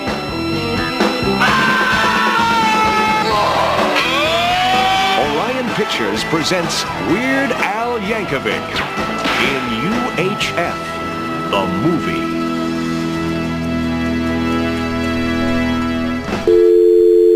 Okay, I guess she hung up. Listen, let's get one thing straight. Guns don't kill people. I do. That's right. Channel 62. Okay, that's enough of that. Yeah. Okay, apparently Deb hung up, but anyway, yeah. So yeah, next week we're gonna salute the movie UHF. So we're gonna have a really good time with that one because that kind of that movie reminds me of this station. Yeah, it really does. You know, because we're a tiny little place. You know, they were in like a closet over there for a station. You know, and you know. Oh boy. Yeah. And by the way, Earl, I'm going to sadly depart because I do have some supper I'm going to nom on. Okay. Hopefully not choke on my chicken, no pun intended. There's Chokey the chicken right there. There he is. Yep, Chokey is back, and he's here, and he's doing his thing. But anyhow. So everybody have a good night. It is always a pleasure to be on some kind of radio show on Karma Radio. It doesn't matter where you're at in the world. It doesn't matter what income bracket you're in. Hell, we don't even care what IQ level you have. Amen. We don't even care what you look like. With some exceptions not included. Okay. Mike. All right. Yeah, okay. I'll talk to you guys soon. All right, bye, Dr. Have a good Doug. night. All right, Dr. Doug saying good night. Bye, Doggy. All right. Adios. Anyway. This has been one of them crazy ass nights with stuff. I mean, we've had everything that could happen tonight happen. I mean, between the stream going out for a few, some girl calling and saying, "Oh my God, you don't remember me." It's your typical Friday the 13th. It's a Friday the 13th. You know, that's what we should blame it on. It's Friday the 13th. The nutsos are out. You betcha. The crazies are out. I mean, that's all there is to Not it. to poke fun, but we also had a terrorist attack. Yeah. So it's like everything crazy. Yeah. You know. This has been like absolutely nutsoville around here. We've had 3 Friday the 13th this year. I think it's the first one that's actually been a Friday the 13th. This one's been a true Friday the 13th with just the absolute craziness that's happened with just everything everywhere. I can't remember. I may have dropped acid on one of them, but okay. Well, you do what you gotta do, man. Oh, wait a minute. We're gonna take a call. Oh, it's just Deb again. Okay, hang on a minute. Only one call per day, ma'am. No. You hung up on me. I did not hang up on you. We went on break. No. We went on break. You hung up on me. I'm sorry. He's not a very nice guy. He's in the doghouse. I know. Woof. Are you excited? Did you put the speaker between? Did you do the speaker thing yet? Did we try that yet? Oh, shut up. Because You guys are nasty. Thank you. Thank you. Welcome to the show. I'm glad it must be your first time being on the show with us. Yeah. Mm-hmm. Anyway, God, I can't keep looking at his face. You give her a break. It's 20 to midnight. Yeah, I know, but I mean, now here's the thing. Mike even made that his profile picture. Alrighty then. Oh, he's proud of that. Look at that. I've seen. I'll tell you what. God, that's. I mean, on eHarmony.com. Yeah, there you go. We could put him on Match.com real easily. What do you think? Yeah, there we go. Yeah, Tinder, even better. I was thinking like Cougar or the Cougar websites or something. Like they might eat him up. Put him on Christian Mingle. Yeah. Yeah. No. No, he likes all those all-you-can-eat big buffets. So he's Jack Kaiser. That would be bbwmeat.com. Oh boy. Oh, that's wrong. Oh my God. Hey, there's websites for everything. There's Amish websites. There's farmers.com. Yeah, farmers only. Farmers only. Yeah. Our time if you're up over the hill. Yeah. Hey, no plug-in websites. Yeah. Oh come on, we're just having a good time. Somebody signed me up for some Jewish dating website. You know what? I don't want to date Jewish. We'll contact us websites, get some sponsorship. Yeah. Yeah, come on. Yeah. Hey, if any of those representatives are available, we are taking advertising revenue immediately. So did you hear? There's a big deal this past week was Fallout 4 came out. Mm-hmm. They report Pornhub had one of their worst traffic days. Yeah, the day it came out. What a shame. Because their hands are on their controller instead of their own joystick. They were playing with they were hitting a joy, but not that wrong. Yeah. They played that, then they went and play with their joystick. Yeah. Yeah. So they got a chubby, then they go, I gotta play my game. Then go, okay. Anyway, okay. You can join us here on the show still. We got about 18 minutes left, then we get to go home and go sleepy and all that good stuff because I got to get up in the morning and do things. 330-673-CHAT, 330-673-2428, and you can join us here on some kind of radio show tonight. Is anybody here a UFC fan going to watch the fights tomorrow night? I don't know. No, I don't think I'm going to be watching tomorrow night. I think Ronda Rousey fights tomorrow night. Anytime Ronda Rousey's anywhere, I want to watch her. Well, she's on. I know. Well, that'll take about a minute. You just want to see her in a tight outfit. I know, Earl. What's that, John? I said everybody just wants to see her in a tight outfit. Yes, I'd like to see her in no outfit, but I personally. agree. I met her. They might Did you? say about that. I met her in Columbus. Yeah. She did a book signing, and she's actually a very nice young lady. She's really nice. I had a friend that went to the same one, said the same thing. Yeah, she was polite. She Yeah. talked. They gave us the whole spiel. Mhm. She'll only sign one book. She won't talk to you. You can't do any pictures, any of that kind of stuff. Mhm. But I think they do that to if she needs to get out of there. But every person, if you had more than one book, she signed more than one. She personalized one of mine, and took pictures with me and all that. So She took pictures with my friend too. Yeah, so very- She just broke all the rules. yeah, she did. And people I'd heard said the same thing at other signings. Yeah. I think they just say that. So if she does need to get out of there, no one's saying, "Hey, we didn't know that she was going to do that." But she's very, very nice. Actually, a very nice person. And I know, like, when she gets out of her UFC career, she wants to get into the WWE. Yes, Yeah, and, they're big they're money, dying big to get money. her in there. Oh yeah. Alex has a joke. Alex has a joke. Uh-oh. Let's hear it. Uh-oh. Why did the turkey go gobble, gobble, gobble? Why did the turkey go gobble gobble gobble? I don't know, buddy. Why did All the food. he ate all the food? Oh man, now we What don't a- have any Thanksgiving dinner. What a Well, we could pig! eat him. He ate all the food and fattened him up. Good joke, buddy. We're proud of you. Good job. Good joke. Good job. Good job, buddy. Hi. Hi, Munch. What are you doing? I have another joke. You have a joke. Okay, go ahead. Go ahead, Lauren. No. Today, I swear to God. don't swear to me. No, you're not God. You're far from it. Well, I've heard. Never mind. I'm not going to get into that joke. Oh boy, don't go there. Yeah, I've heard the old gods. I know. It goes into the spiritual orgasm thing, and I've heard the old gods before. But when she starts screaming my name, then I know she's faking it. Yes. Why does the werewolf howl? Why does a werewolf howl? I don't know. Because it's taking a poop. Taking a poop. Okay. That's Hillbilly Bob. That's Hilljack Bob there, Hilljack Bob, yeah. Hilljack Bob taking a poop. Yeah, well, he howls. That's your I daughter. see he made an appearance this evening. He did, yes, and it was very brief, fortunately, for everyone involved. Yeah, fortunately for everybody in the studio, because he smelled. Yeah, well, we had to open the window full bore. We had the window open. Yeah, it was bad. It was bad, but he did share a top 10. I swear next time you guys got to bring some clothespins. Oh, I mentioned that. I think we need more, John. We need more than that. I was telling, we had this whole thing of Purell. I said we have to actually bathe in the Purell once he leaves the room, just so we're sanitized. I mean, we have to spritz ourselves down with Purell, a full body gel type of thing. It's a decontamination. Right. Yes, absolutely. Yes, it has to be done. It has to be done. I'd say you have to do that over at Kent State, too, sometimes. Their football team's so bad, they stink pretty bad. Oh, man. Oh, I think Deb hung up. No, I'm still here. Oh, okay.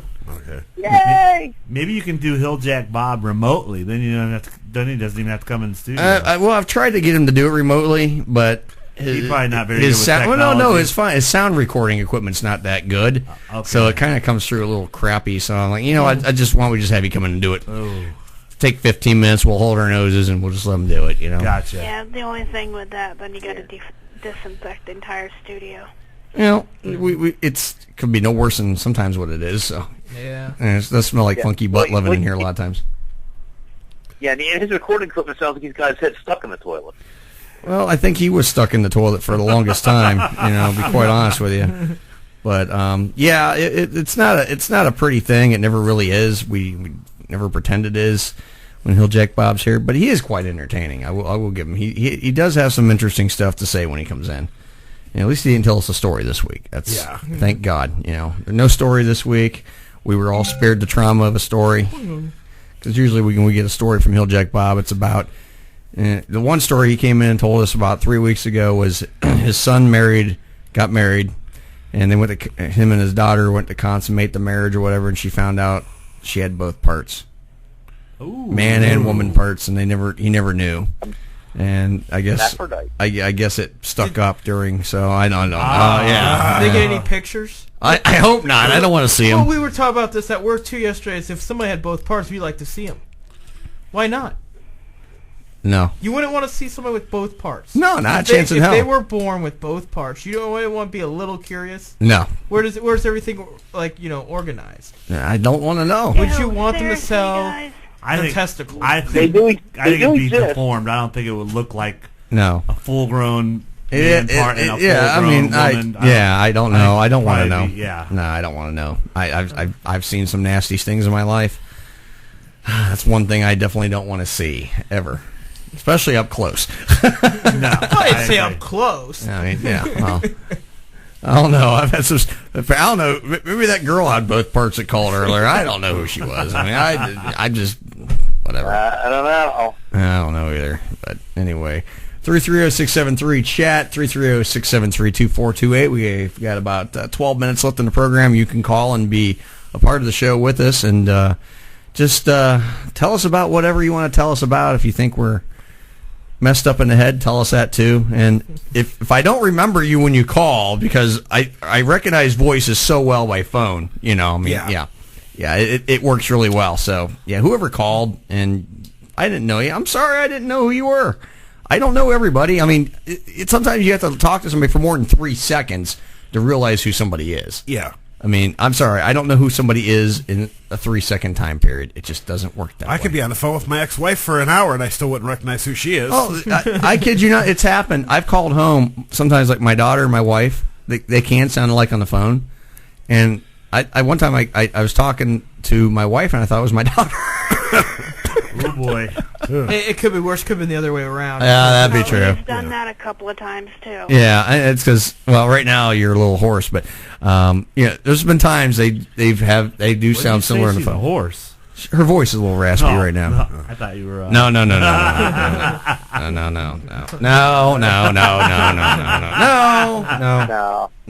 Poor Deb hasn't been feeling well, so you have to be nice to her. No. Anyway. Hope she's doing better though. Deb, how are you doing? No, I'm okay. Okay. Well, I got your message. I will stop and get you something on the way home. Yeah. But before we be remiss, we want to say hello to your friend down in Wheeling, West Virginia, too, who wanted to be here. Do you not remember when you put up that post?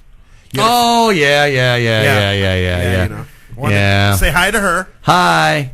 Yeah. Yeah. Okay.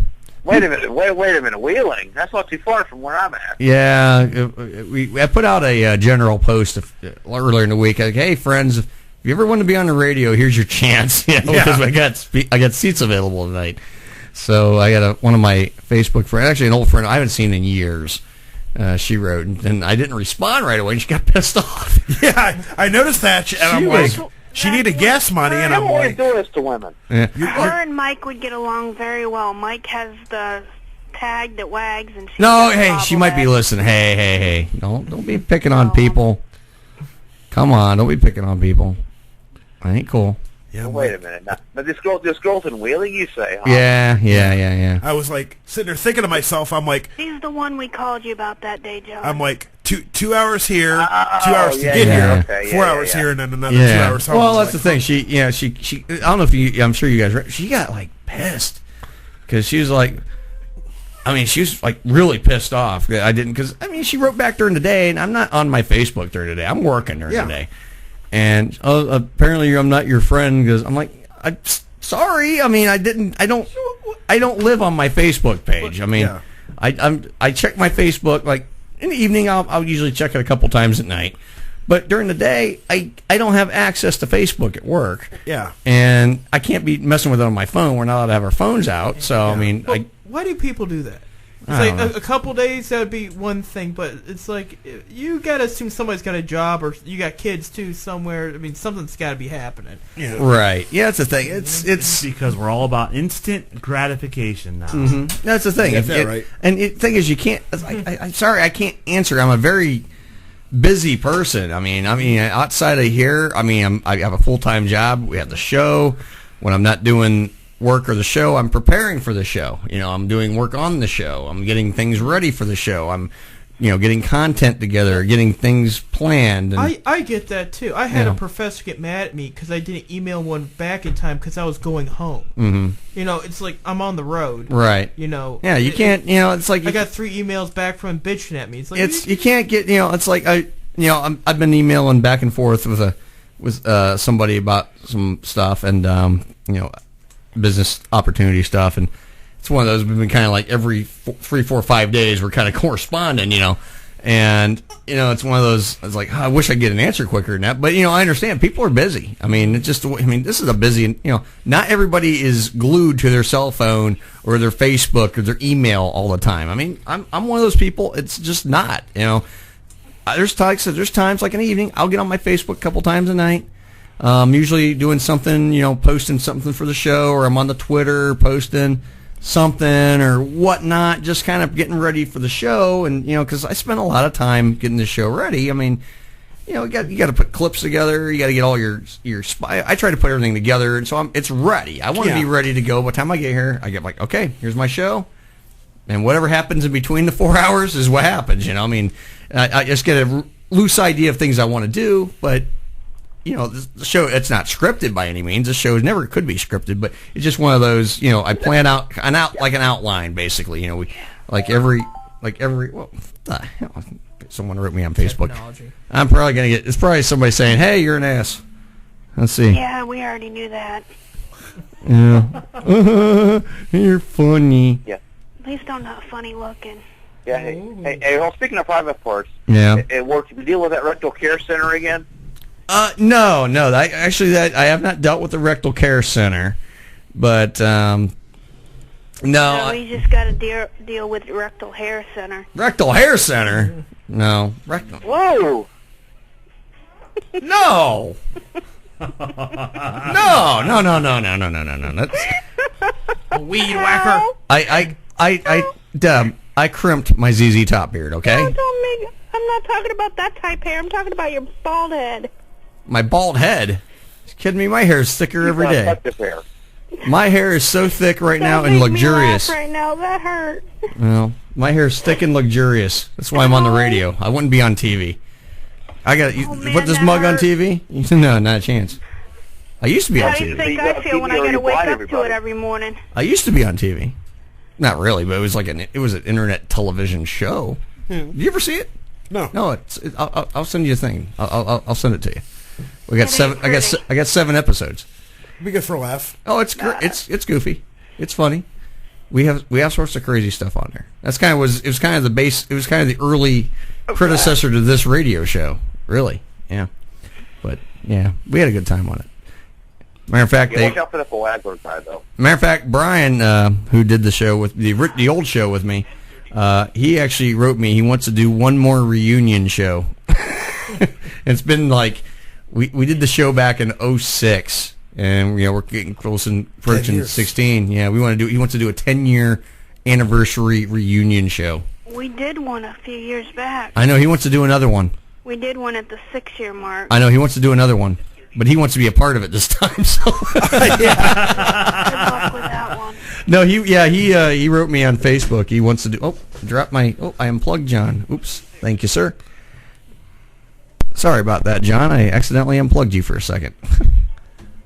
Thanks, appreciate that. The phone fell over. Not that I intentionally. Excuses. Yeah. Well, she's brutal. She is. She's tough on me. She's keep you on your toes. It's way worse when she's sitting here. Oh, he should see. Oh yeah, she throws stuff at me when she's sitting here. Ooh, man. You kidding me? He's gonna have to come in one night when I'm there. Oh yeah. I'll come in one night. Oh yeah, we'll get Bill back in here one night because. We're talking about come on in some night, But Sunday, I want to talk next time. I'll be on the air. Me and Tony will be on the air Sunday. We're gonna be here 3 to 5 instead of 2 to 5. And the damn phone fell over again. And you lost the plug. And I lost the plug again. I unplugged John yet again. It's got a mind of its own. Sorry about that, John. It came unplugged yet again. Man, you're a meanie. Boo. I'll just do this. Just remember, John, he's a meanie weenie. I do got a mean weenie. No, I said you're a mean weenie. Oh, well, you're so kind. You're so caring and kind and sweet and lovable and angel with a horn on your head too. With the Excuse me? Angel with horns. Does she have one of those halos that are held up by 2 little horns? It is, yes. No, that's my daughter. What? I said no, that's our daughter. Yeah, but must run in the female part of the family. No. Yes. That's the McCunes. Oh no. Anyway.